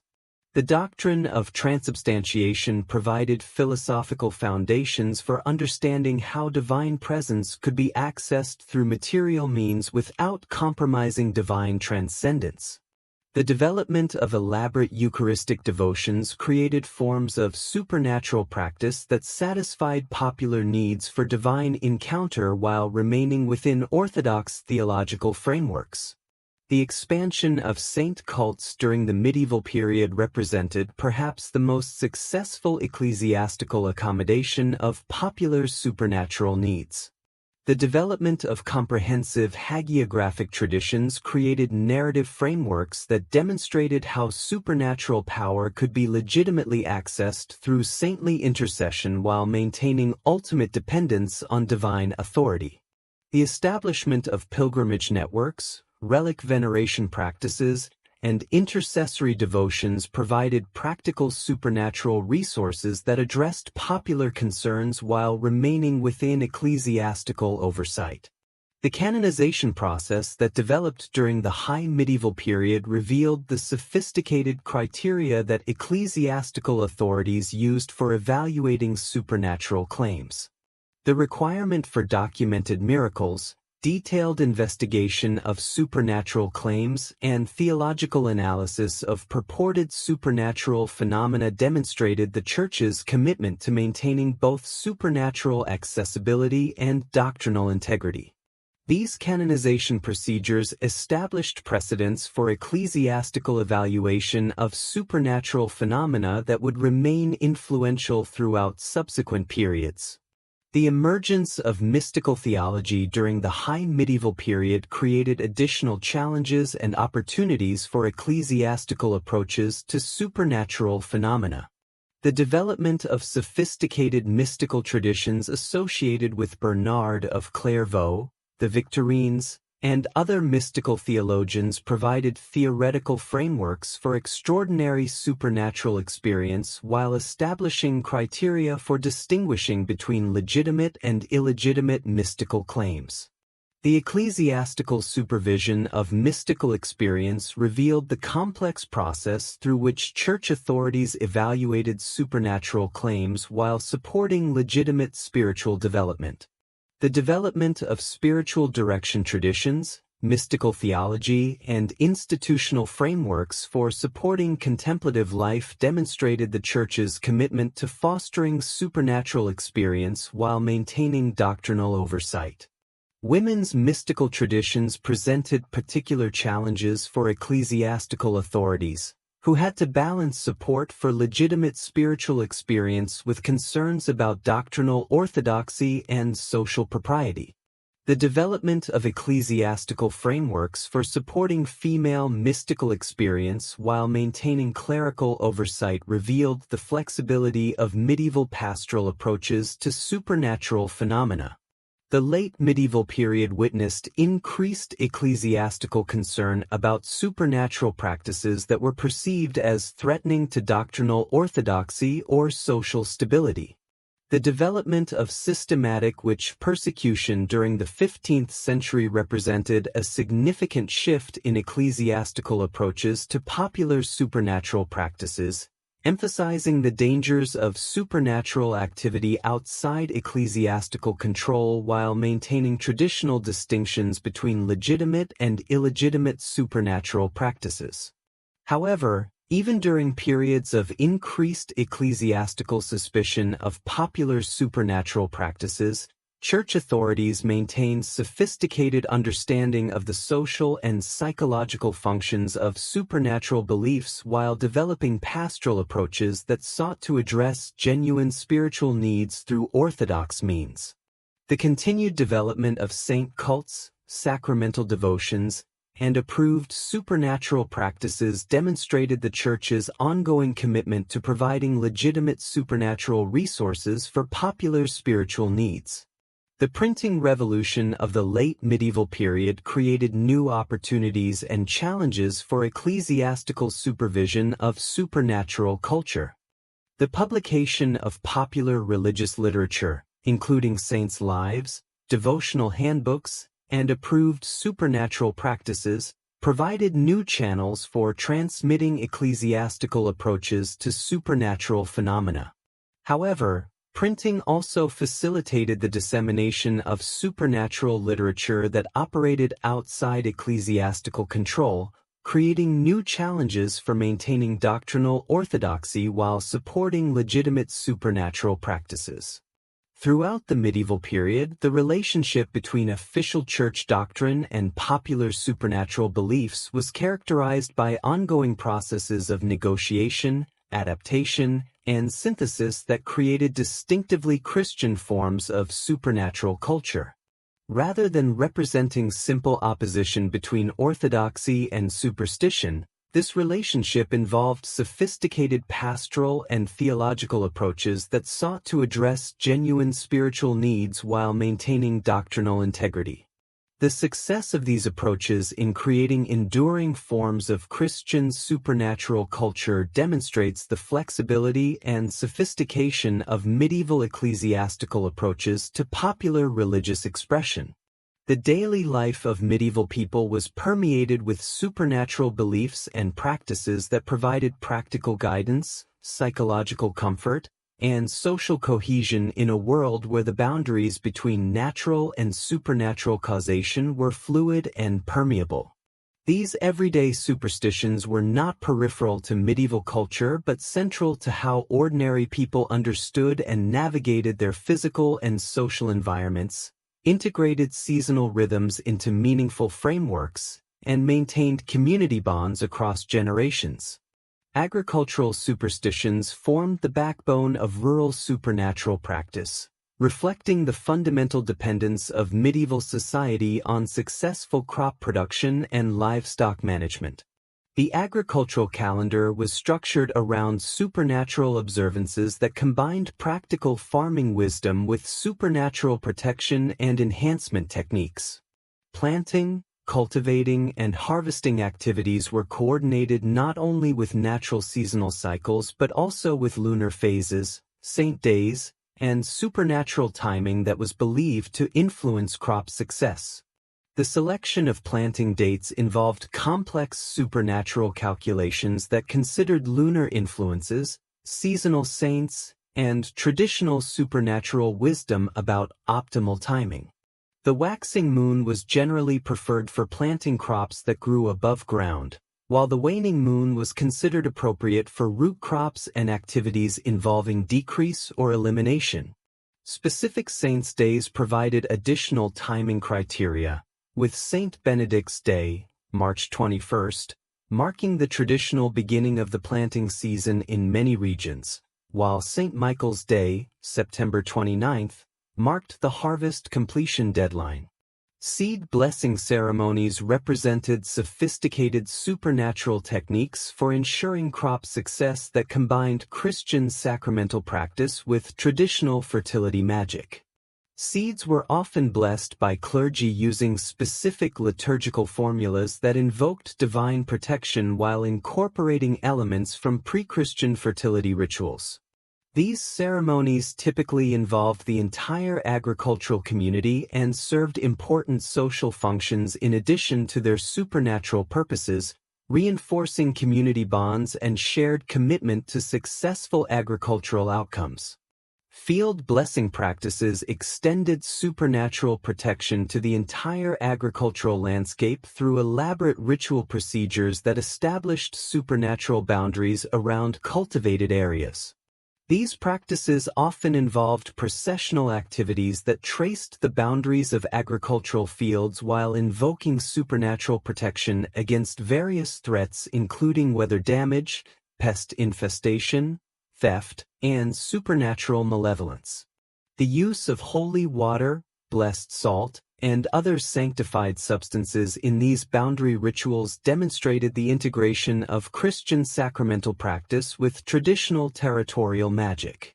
Livestock protection involved extensive supernatural practices that addressed the vulnerability of domestic animals to disease, predation, theft, and supernatural attack. Protective rituals for cattle, sheep, pigs, and poultry typically combined preventive techniques with curative procedures that could address problems after they occurred.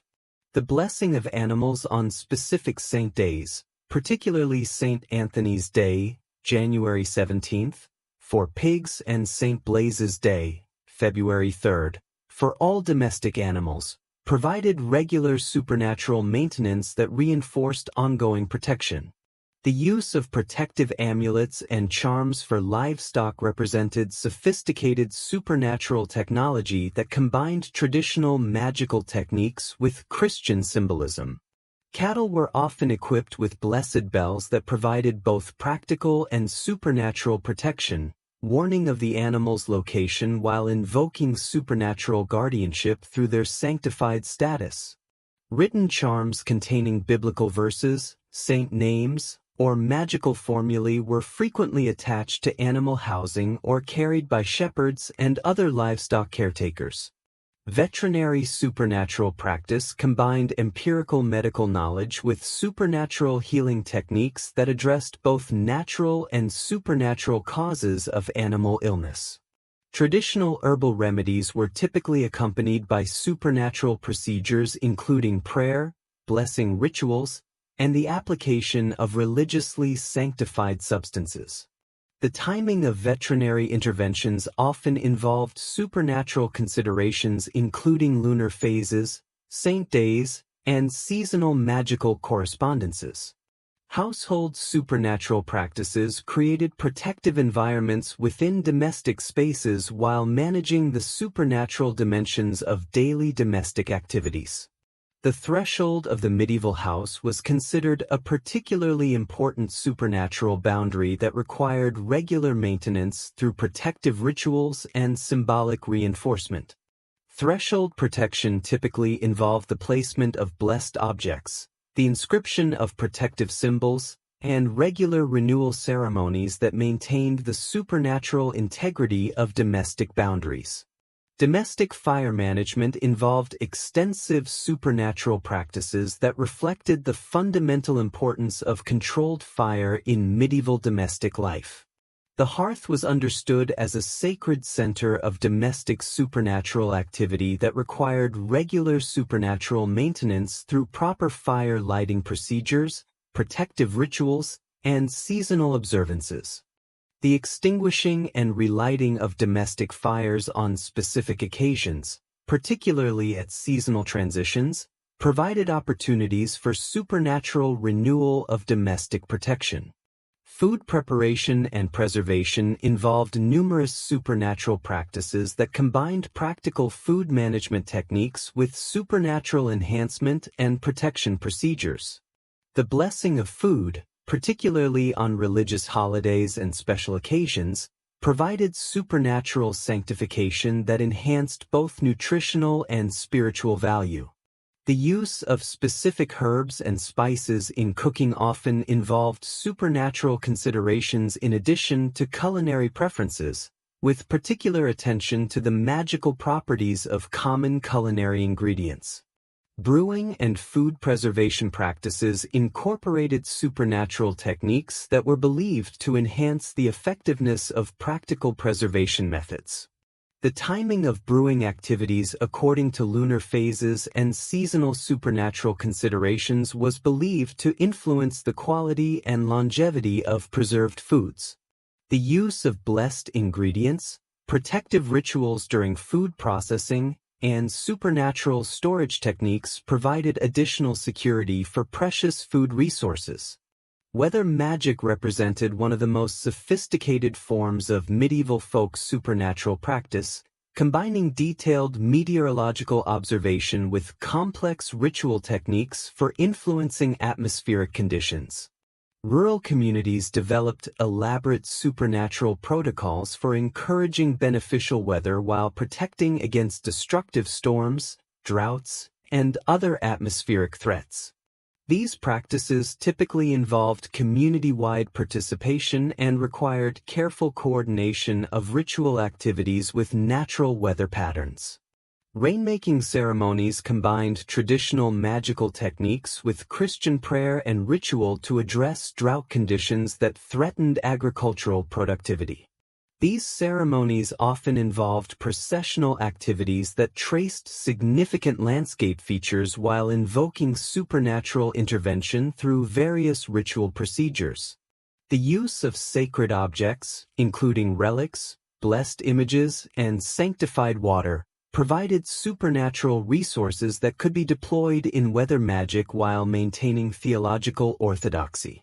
Storm protection involved both preventive and defensive supernatural techniques that could address the threat of destructive weather. Bell ringing was widely believed to provide protection against storms through the supernatural power of sanctified bronze and the disruption of demonic activity that was thought to cause destructive weather.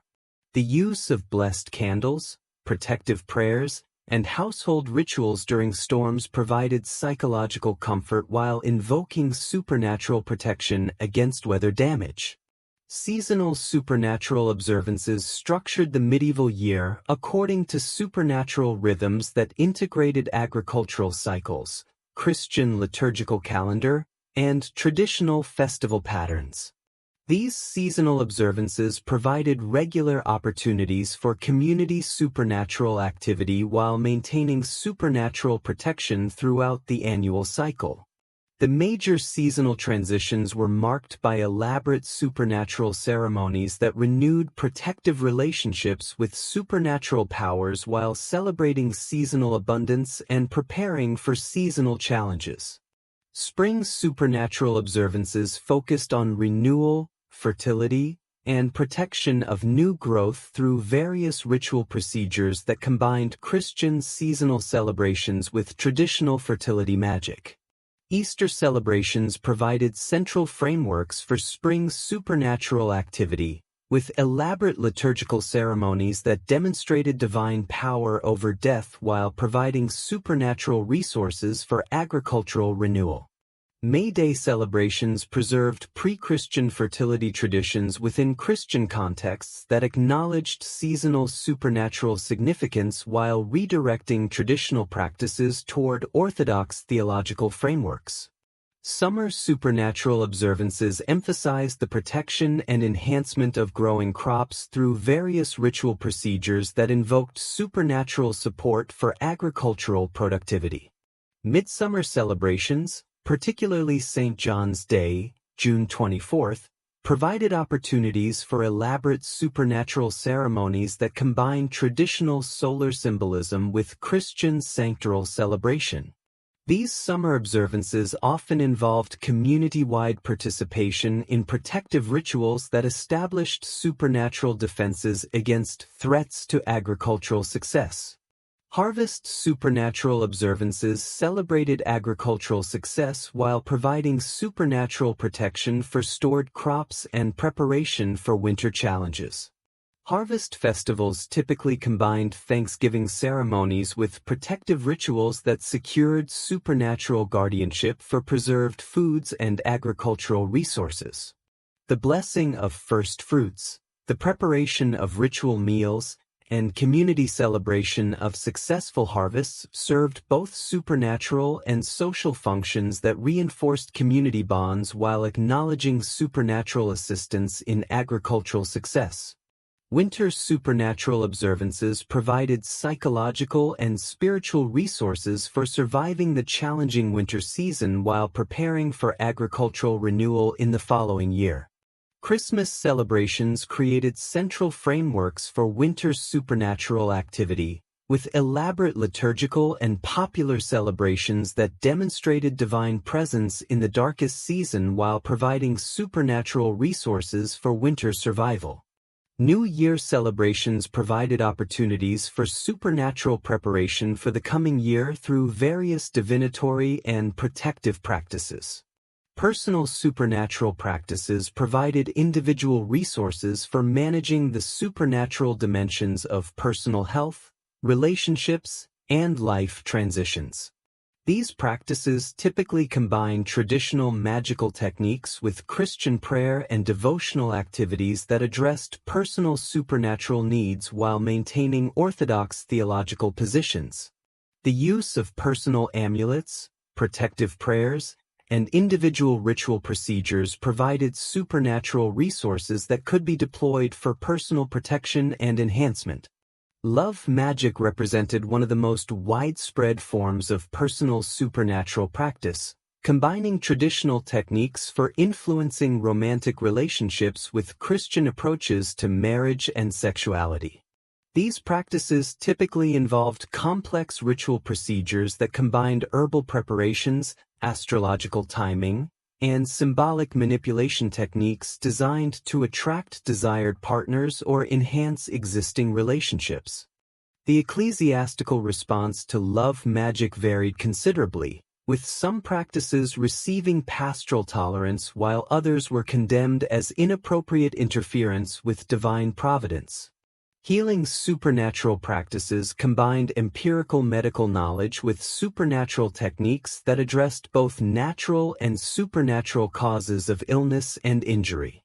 Traditional herbal medicine typically involved supernatural elements including prayer, blessing rituals, and astrological timing that enhanced the effectiveness of natural remedies.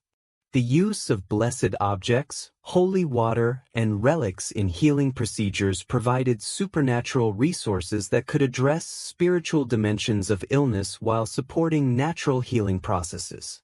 Protective supernatural practices provided individual resources for managing various threats to personal safety and well-being through ritual procedures that invoked supernatural protection. The use of protective amulets, written charms, and personal blessing rituals created supernatural defenses that could address both natural and supernatural threats. These practices typically combined traditional magical techniques with Christian symbolism and prayer that maintained orthodox theological positions while providing practical supernatural protection.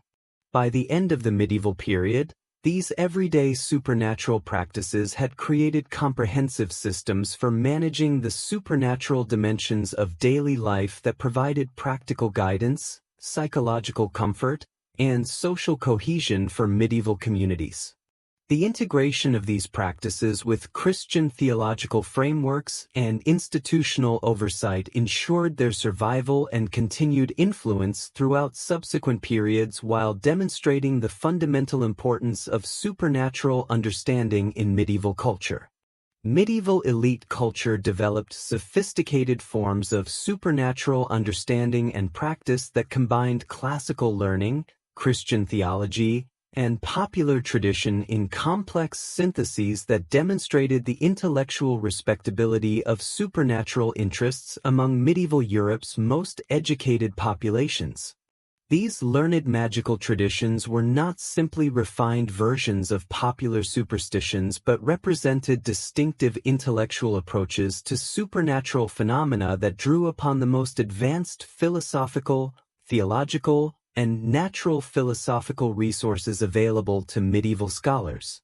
The foundation of medieval learned magic lay in the classical tradition preserved through late ancient and early medieval sources. Works attributed to Hermes Trismegistus, particularly the Corpus Hermeticum and the Asclepius, provided philosophical frameworks for understanding the relationship between celestial and terrestrial phenomena that influenced medieval approaches to natural magic throughout the period.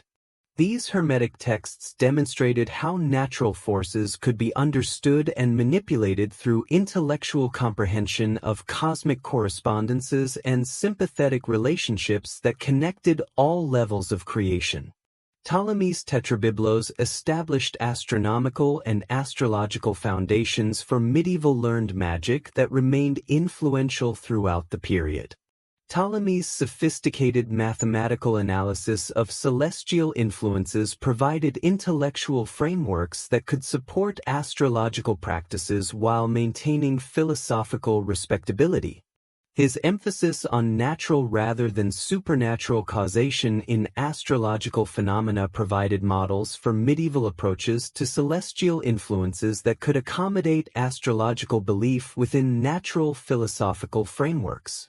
The translation movement of the 12th and 13th centuries brought Arabic works on natural magic, astronomy, alchemy, and medicine into Latin translation, creating unprecedented opportunities for the development of sophisticated learned magical traditions. The works of Al-Kindi, particularly his De Radii Stellarum, provided comprehensive theories of celestial influences that explained how stellar and planetary forces could affect terrestrial phenomena through natural rather than supernatural mechanisms. These Arabic sources demonstrated the intellectual sophistication possible in magical studies while providing practical techniques that could be employed by learned practitioners. The reception of Aristotelian natural philosophy created new intellectual frameworks for learned magic that emphasized the importance of understanding natural causes and hidden properties in natural substances. Aristotelian concepts of substantial form, final causation, and natural teleology provided philosophical foundations for magical practices that worked through manipulation of natural forces rather than supernatural intervention. The Aristotelian emphasis on empirical observation and logical analysis established methodological standards for magical practice that distinguished learned magic from popular superstition. Albert the Great represents the most sophisticated medieval synthesis of natural philosophical and magical learning. His encyclopedic works on minerals, plants, and animals describe the hidden properties and occult virtues of natural substances while maintaining that such properties operated through natural rather than supernatural mechanisms. Albert's approach to magical practices emphasized the importance of understanding natural causes and employing proper techniques based on philosophical analysis of natural relationships. Albert's analysis of astrological influences provided detailed theoretical frameworks for understanding how celestial forces could affect terrestrial phenomena through natural rather than supernatural causation. His emphasis on the mathematical precision of astrological calculations and the natural basis of astrological influences provided intellectual foundations for astrological practice that could maintain philosophical respectability while acknowledging practical effectiveness. Thomas Aquinas developed theological frameworks for learned magic that established criteria for distinguishing between legitimate and illegitimate magical practices based on their methods, intentions, and theoretical foundations. Aquinas's distinction between natural magic, which worked through understanding of natural properties created by God, and demonic magic, which involved explicit or implicit pacts with evil spirits, provided intellectual frameworks that could accommodate learned magical practices while maintaining theological orthodoxy. Aquinas's analysis of miraculous phenomena provided philosophical foundations for understanding how supernatural events could occur through natural means without violating natural law. His concept of secondary causation demonstrated how divine power could work through natural causes to produce effects that appeared supernatural while maintaining the integrity of natural philosophical understanding. This approach provided theological legitimacy for magical practices that employed natural means to achieve remarkable effects. The development of university education created institutional frameworks for the transmission of learned magical traditions that ensured their preservation and continued development throughout the medieval period. The curriculum of medieval universities included astronomical, medical, and natural philosophical subjects that necessarily involved magical elements.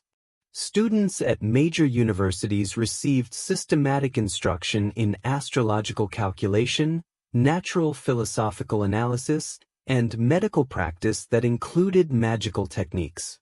The medical curriculum at medieval universities provided particularly important contexts for learned magical education.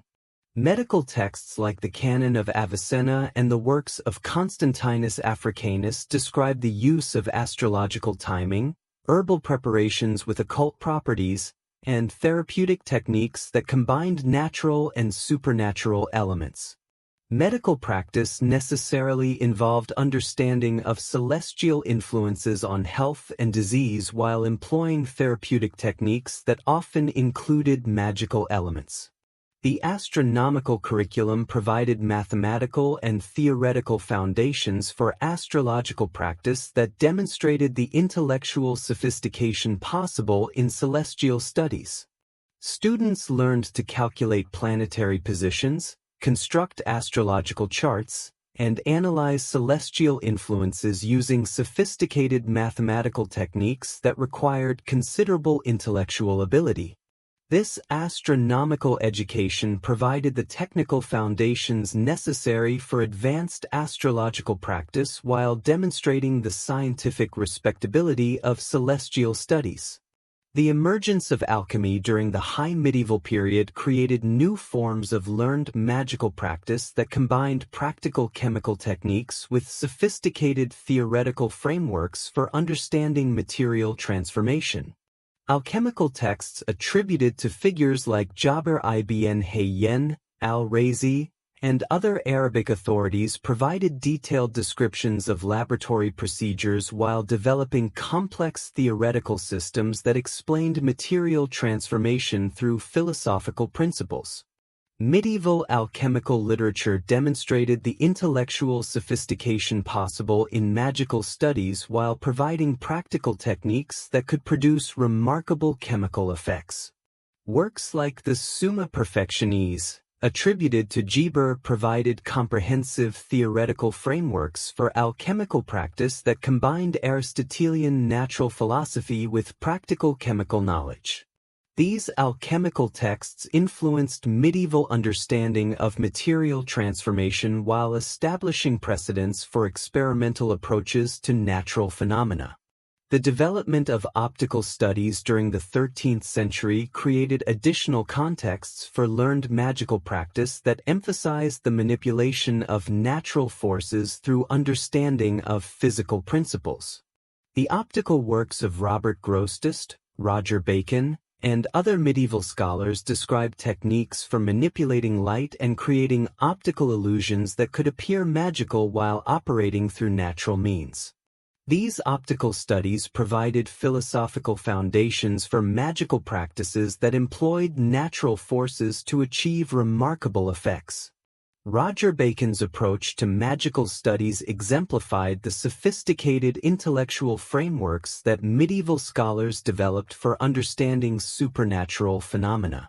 Bacon's emphasis on experimental method and mathematical analysis provided methodological foundations for magical practice that distinguished learned magic from popular superstition.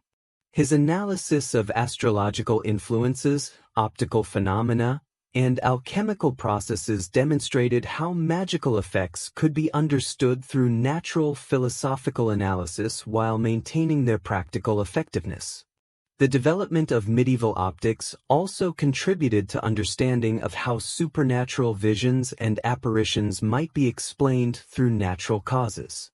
Scholars like Whittelow and John Peckham described how atmospheric conditions, optical illusions, and psychological factors could produce visual phenomena that might be interpreted as supernatural while operating through natural mechanisms.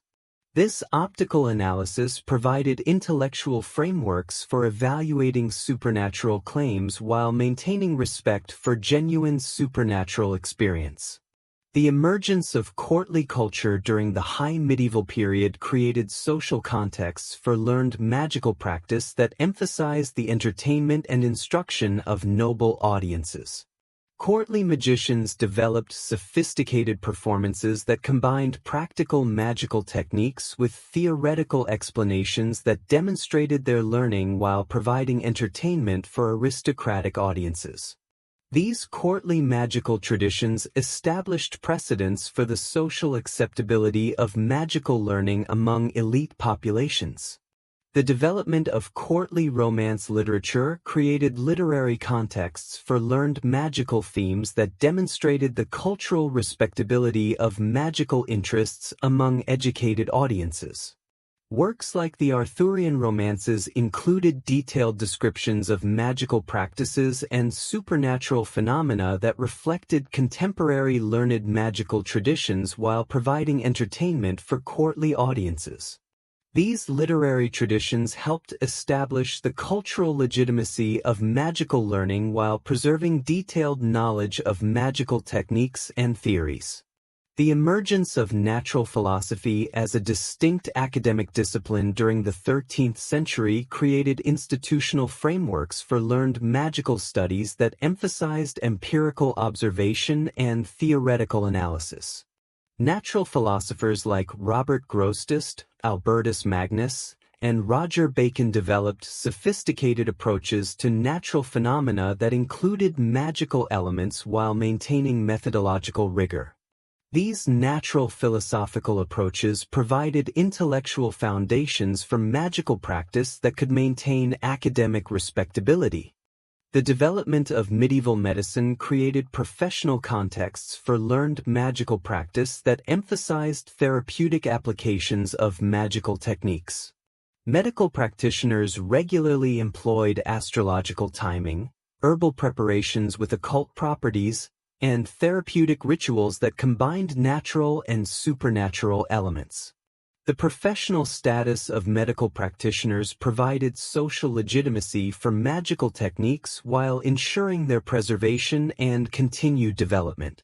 The emergence of university-trained physicians created new forms of learned magical practice that combined classical medical theory with contemporary natural philosophical understanding. These physician-magicians developed sophisticated therapeutic techniques that employed astrological analysis, alchemical preparations, and natural magical procedures while maintaining professional respectability. Their medical training provided intellectual frameworks for magical practice that could explain magical effects through natural causation. The development of canonical and civil law created legal frameworks for learned magical practice that distinguished between legitimate and illegitimate magical activities based on their methods, purposes, and social functions. Legal scholars developed sophisticated analyses of magical practices that acknowledged their reality while establishing criteria for determining their legal and moral status. These legal developments provided institutional frameworks for learned magical practice that could operate within established social and religious boundaries. The emergence of papal and episcopal patronage of learned magicians created institutional support for magical studies that demonstrated the ecclesiastical acceptability of certain forms of magical learning. Scholars like Albertus Magnus, Roger Bacon, and other learned magicians received ecclesiastical support for their studies while maintaining orthodox theological positions. This ecclesiastical patronage provided institutional legitimacy for learned magical studies while ensuring their continued development within Christian frameworks. The development of royal and noble patronage of learned magicians created additional institutional support for magical studies that emphasized their practical utility for political and military purposes. Royal courts regularly employed astrologers, alchemists, and other learned magicians who provided advice on political decisions, military campaigns, and dynastic concerns. This royal patronage demonstrated the practical value of magical learning while providing social legitimacy for magical practitioners. The emergence of international networks of learned magicians created channels for the exchange of magical knowledge that facilitated the development of increasingly sophisticated magical traditions. Scholars like Michael Scott, who served at the court of Frederick II, and others traveled throughout Europe sharing magical knowledge while adapting local magical traditions to learned frameworks. These international exchanges ensured the continued development of learned magical traditions while maintaining their intellectual sophistication. By the end of the medieval period, learned magical traditions had achieved remarkable intellectual sophistication and social respectability that demonstrated the compatibility of magical studies with the highest levels of medieval learning. The integration of magical studies with natural philosophy, medicine, theology, and law had created comprehensive intellectual frameworks that could accommodate magical practice within Orthodox Christian culture while maintaining methodological rigor and theoretical sophistication. These achievements established precedents that would influence European intellectual culture throughout the early modern period and beyond. The transformation of medieval superstitions during the transition to early modernity involved complex processes of continuity, adaptation, and innovation that reflected broader cultural changes while demonstrating the persistent importance of supernatural understanding in European civilization. Rather than representing a simple decline of medieval superstition in favor of rational enlightenment, This transitional period witnessed the sophisticated evolution of supernatural beliefs and practices that would remain influential throughout the early modern period and beyond. The Renaissance humanist movement created new intellectual contexts for supernatural understanding that emphasized classical precedents and literary sophistication while maintaining essential continuities with medieval supernatural traditions. Humanist scholars like Marsilio Ficino, Giovanni Pico della Mirandola, and Cornelius Agrippa developed comprehensive philosophical frameworks for magical practice that combined Platonic metaphysics, Hermetic wisdom, and Christian theology in sophisticated syntheses that influenced European intellectual culture throughout the early modern period. Ficino's translation and commentary on the Corpus Hermeticum created renewed interest in ancient wisdom traditions that provided alternative frameworks for understanding supernatural phenomena. His development of natural magic theory demonstrated how classical learning could support sophisticated magical practices while maintaining Christian theological commitments. Ficino's approach to astrological medicine, talismanic magic, and musical therapy provided practical applications of learned magical theory that influenced Renaissance culture throughout Europe. Pico della Mirandola's Oration on the Dignity of Man and other works established philosophical foundations for magical practice that emphasized human capacity for supernatural achievement through intellectual and spiritual development. Pico's synthesis of Christian theology, Platonic philosophy, and Kabbalistic wisdom created comprehensive frameworks for understanding human supernatural potential while maintaining orthodox theological positions. His approach to magical studies influenced subsequent developments in natural philosophy, theology, and occult philosophy throughout the early modern period. Cornelius Agrippa's De Occulta Philosophia represented the most comprehensive Renaissance synthesis of magical theory and practice, combining medieval scholastic analysis with humanist classical learning and practical magical instruction.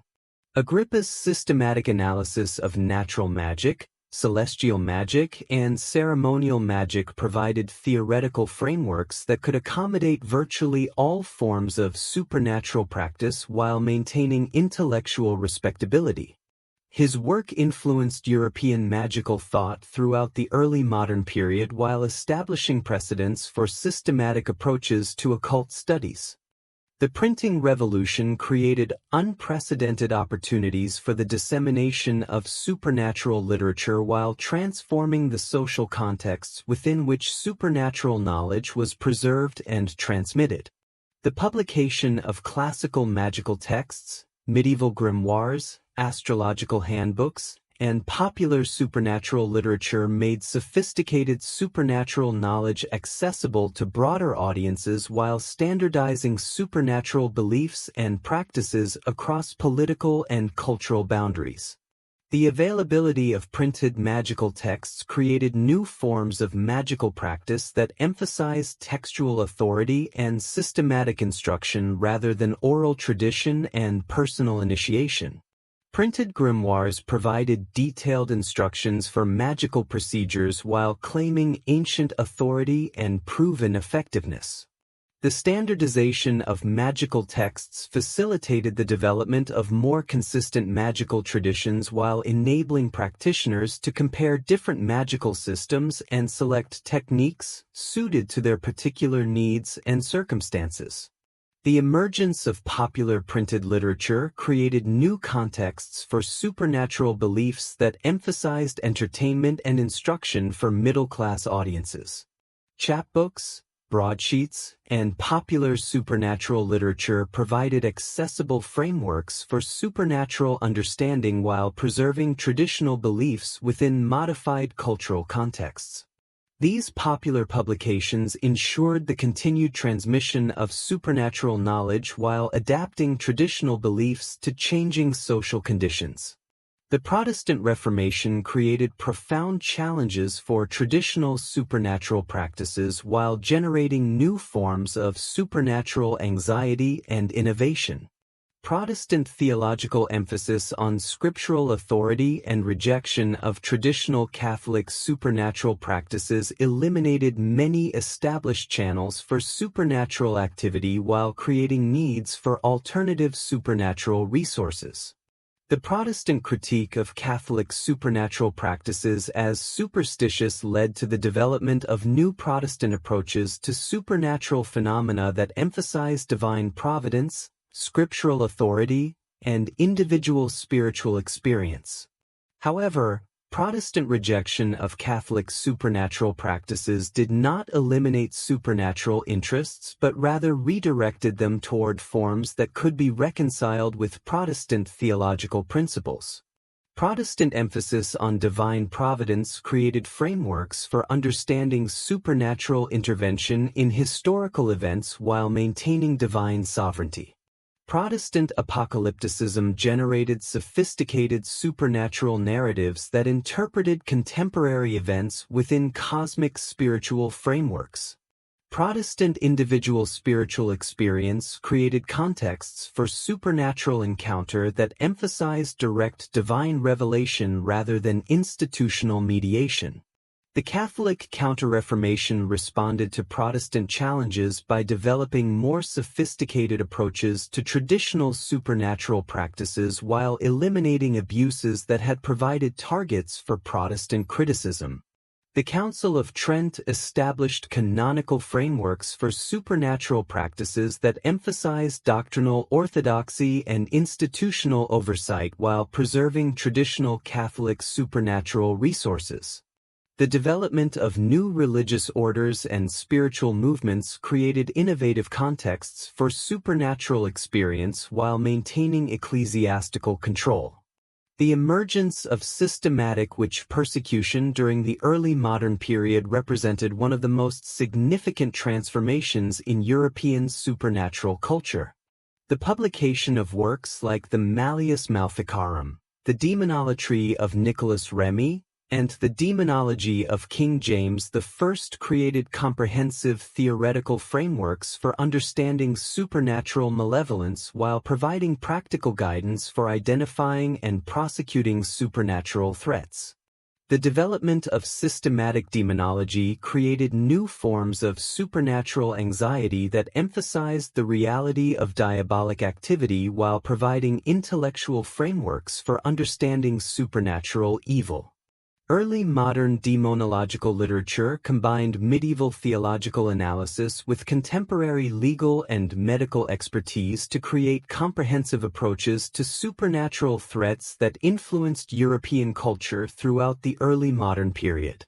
However, witch persecution also generated sophisticated skeptical responses that demonstrated the intellectual diversity of early modern supernatural culture. Works like Johann Weyer's De Prestigiis Daemonum, Reginald Scott's Discovery of Witchcraft, and Friedrich Spee's Cautio Criminalis provided detailed critiques of witch persecution that questioned both the reality of supposed witch activities and the validity of persecution procedures.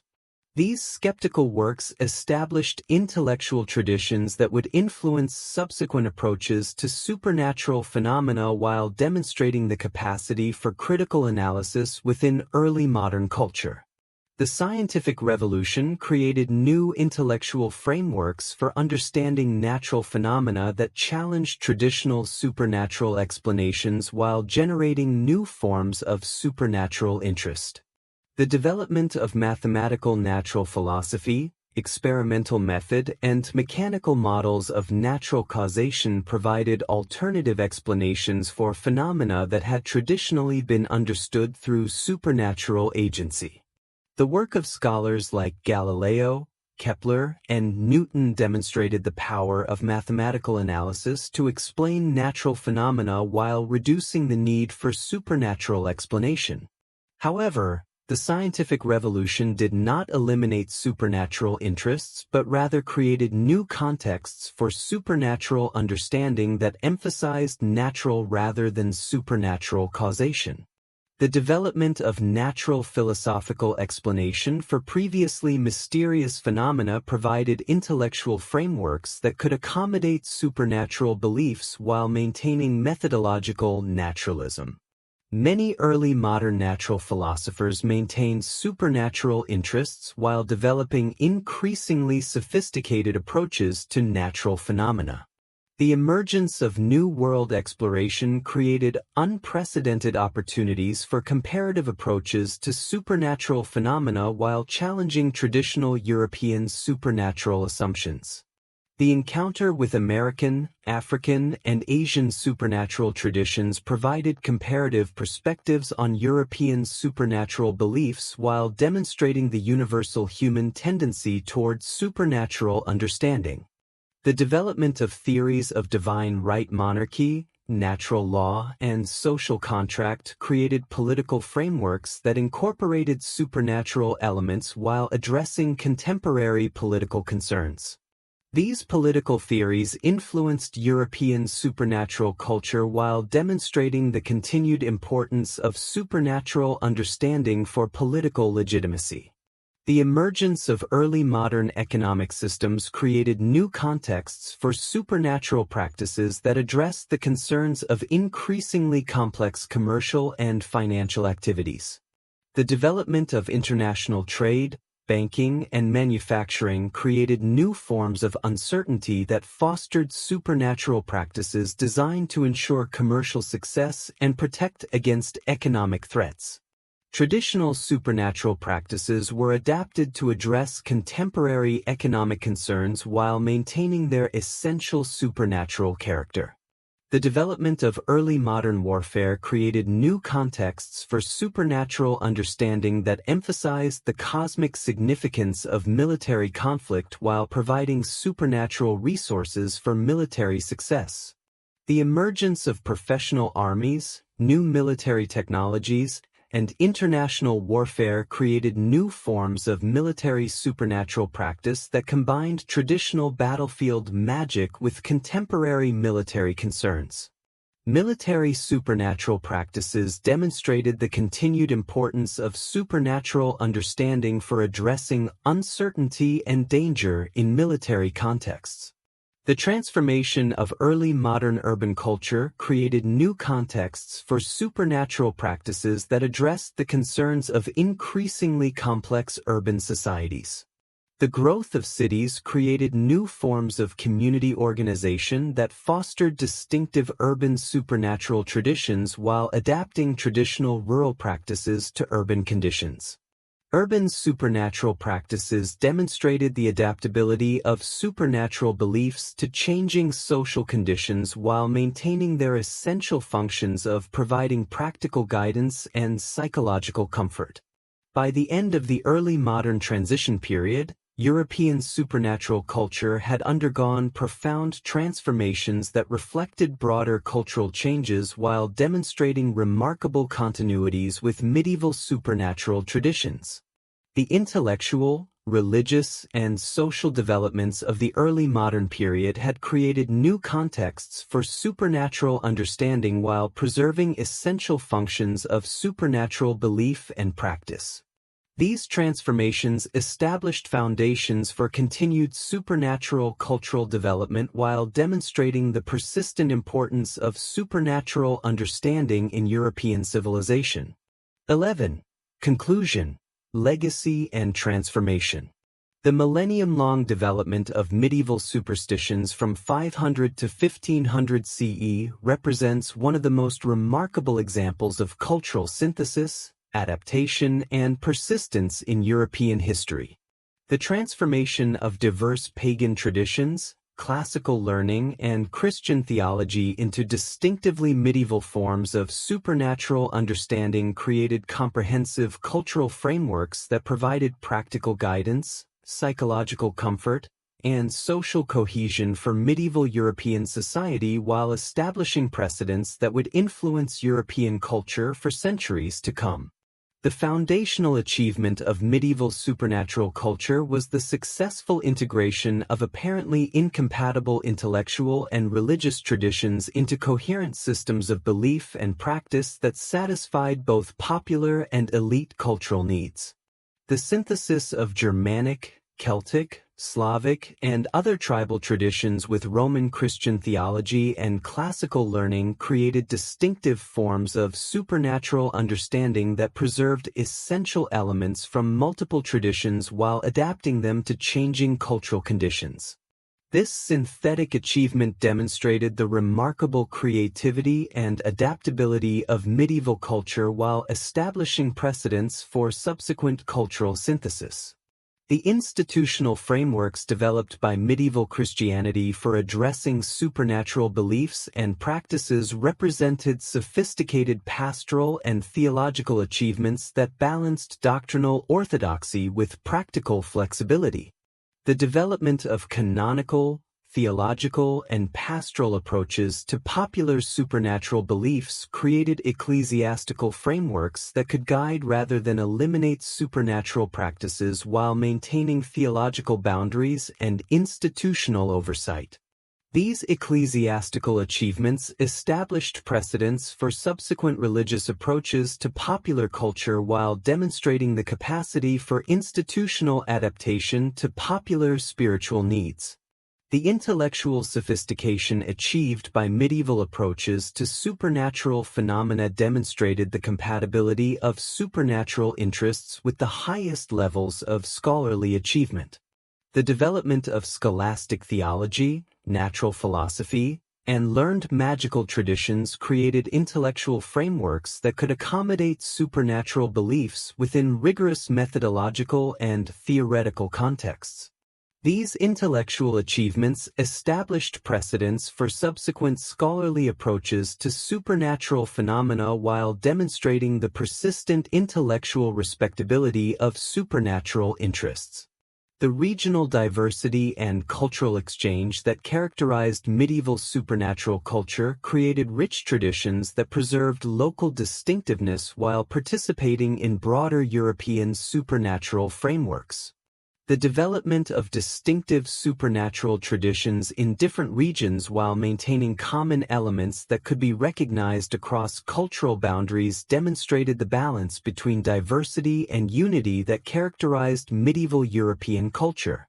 These regional achievements established foundations for subsequent European cultural development while preserving distinctive cultural traditions that enriched European civilization.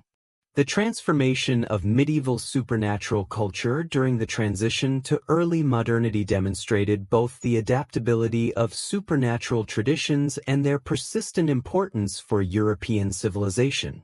The religious, intellectual, and social changes of the early modern period created new contexts for supernatural understanding while preserving essential continuities with medieval supernatural traditions. This transitional achievement established foundations for continued supernatural cultural development while demonstrating the enduring importance of supernatural understanding for European culture. The legacy of medieval superstitions extended far beyond the medieval period itself, influencing European culture in numerous ways that continue to affect contemporary civilization. The literary traditions established by medieval supernatural narratives influenced European literature throughout the early modern period and beyond, creating narrative frameworks and character types that remain recognizable in contemporary popular culture. The artistic traditions developed for representing supernatural phenomena established visual vocabularies that influenced European art throughout subsequent periods while providing models for supernatural representation that continued to influence contemporary visual culture. The scientific and intellectual traditions that emerged from medieval approaches to supernatural phenomena influenced subsequent European intellectual development in numerous ways. The methodological standards established by medieval natural philosophers and learned magicians provided precedents for subsequent scientific inquiry while demonstrating the importance of empirical observation and theoretical analysis. The philosophical frameworks developed for understanding supernatural phenomena influenced subsequent philosophical development while providing intellectual resources that could accommodate both natural and supernatural understanding.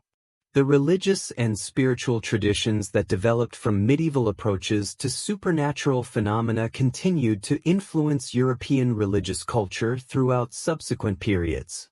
The devotional practices, mystical traditions, and pastoral approaches developed during the medieval period established precedents for subsequent religious development while providing spiritual resources that could address popular religious needs. These religious achievements demonstrated the capacity for institutional religion to accommodate popular spiritual interests while maintaining doctrinal integrity and institutional authority. The social and cultural functions served by medieval supernatural beliefs and practices continued to influence European society throughout subsequent periods. The community bonding, psychological comfort, and practical guidance provided by supernatural traditions demonstrated their importance for social cohesion and individual well-being. These social functions ensured the continued development of supernatural traditions while demonstrating their persistent importance for human culture and society. The political and legal frameworks developed for addressing supernatural phenomena during the medieval period influenced subsequent European political and legal development in numerous ways. The canonical and civil legal traditions that emerged from medieval approaches to supernatural questions established precedents for subsequent legal development while providing frameworks for addressing the relationship between individual belief and social order.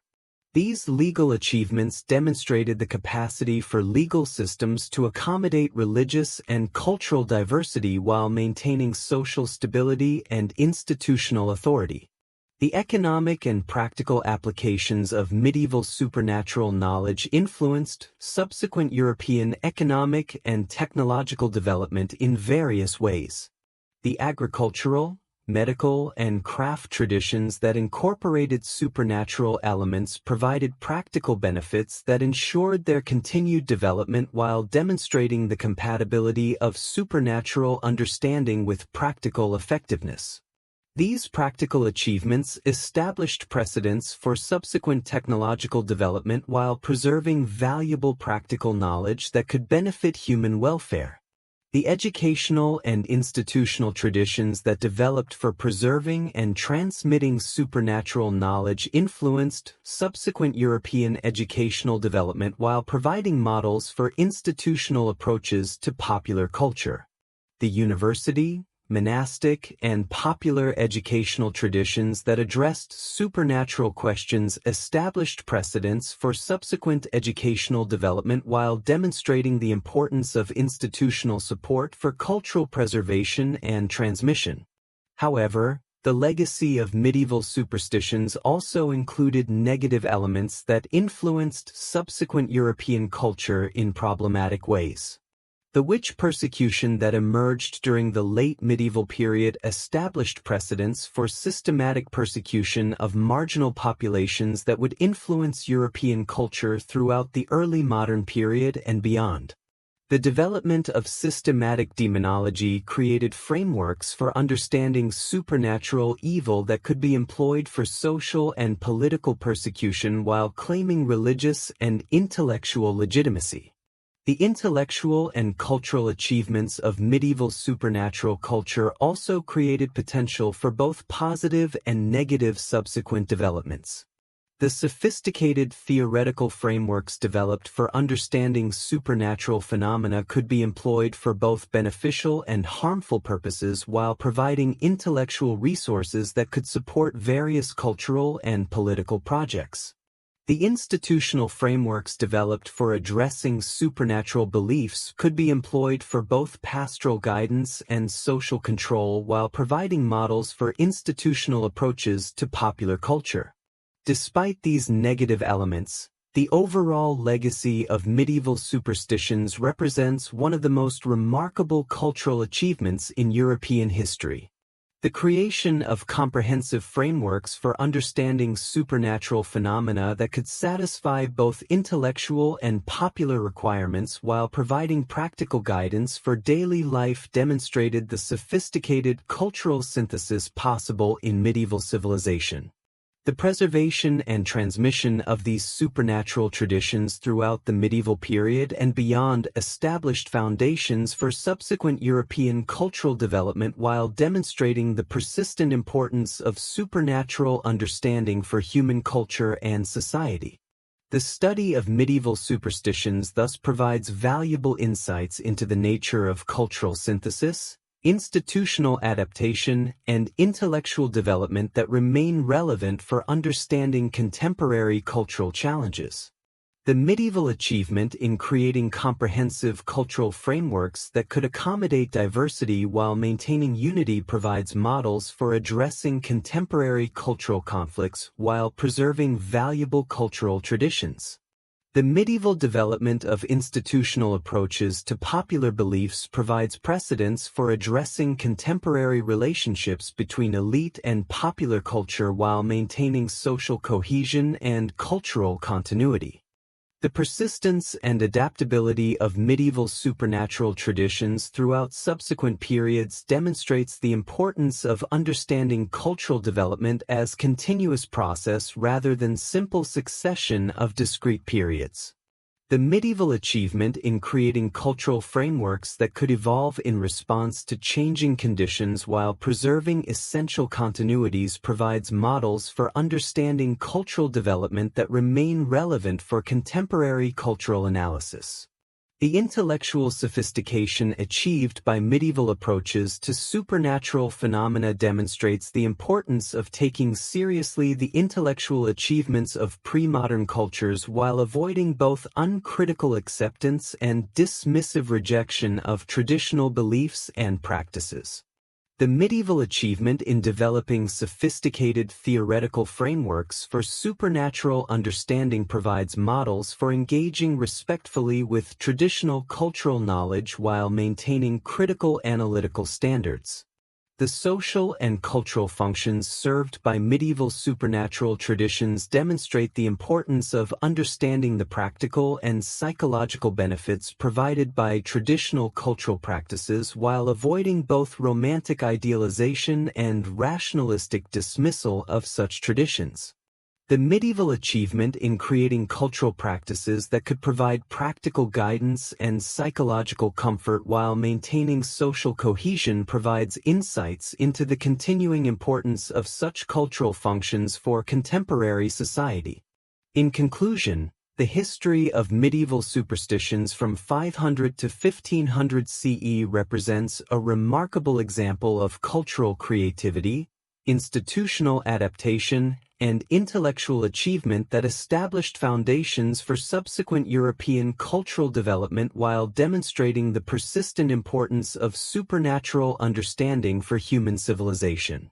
The study of these medieval achievements provides valuable insights into the nature of cultural development, institutional adaptation, and intellectual synthesis that remain relevant for understanding contemporary cultural challenges and opportunities. The legacy of medieval superstitions continues to influence European and global culture in numerous ways that demonstrate the enduring significance of this remarkable cultural achievement for human civilization and cultural understanding.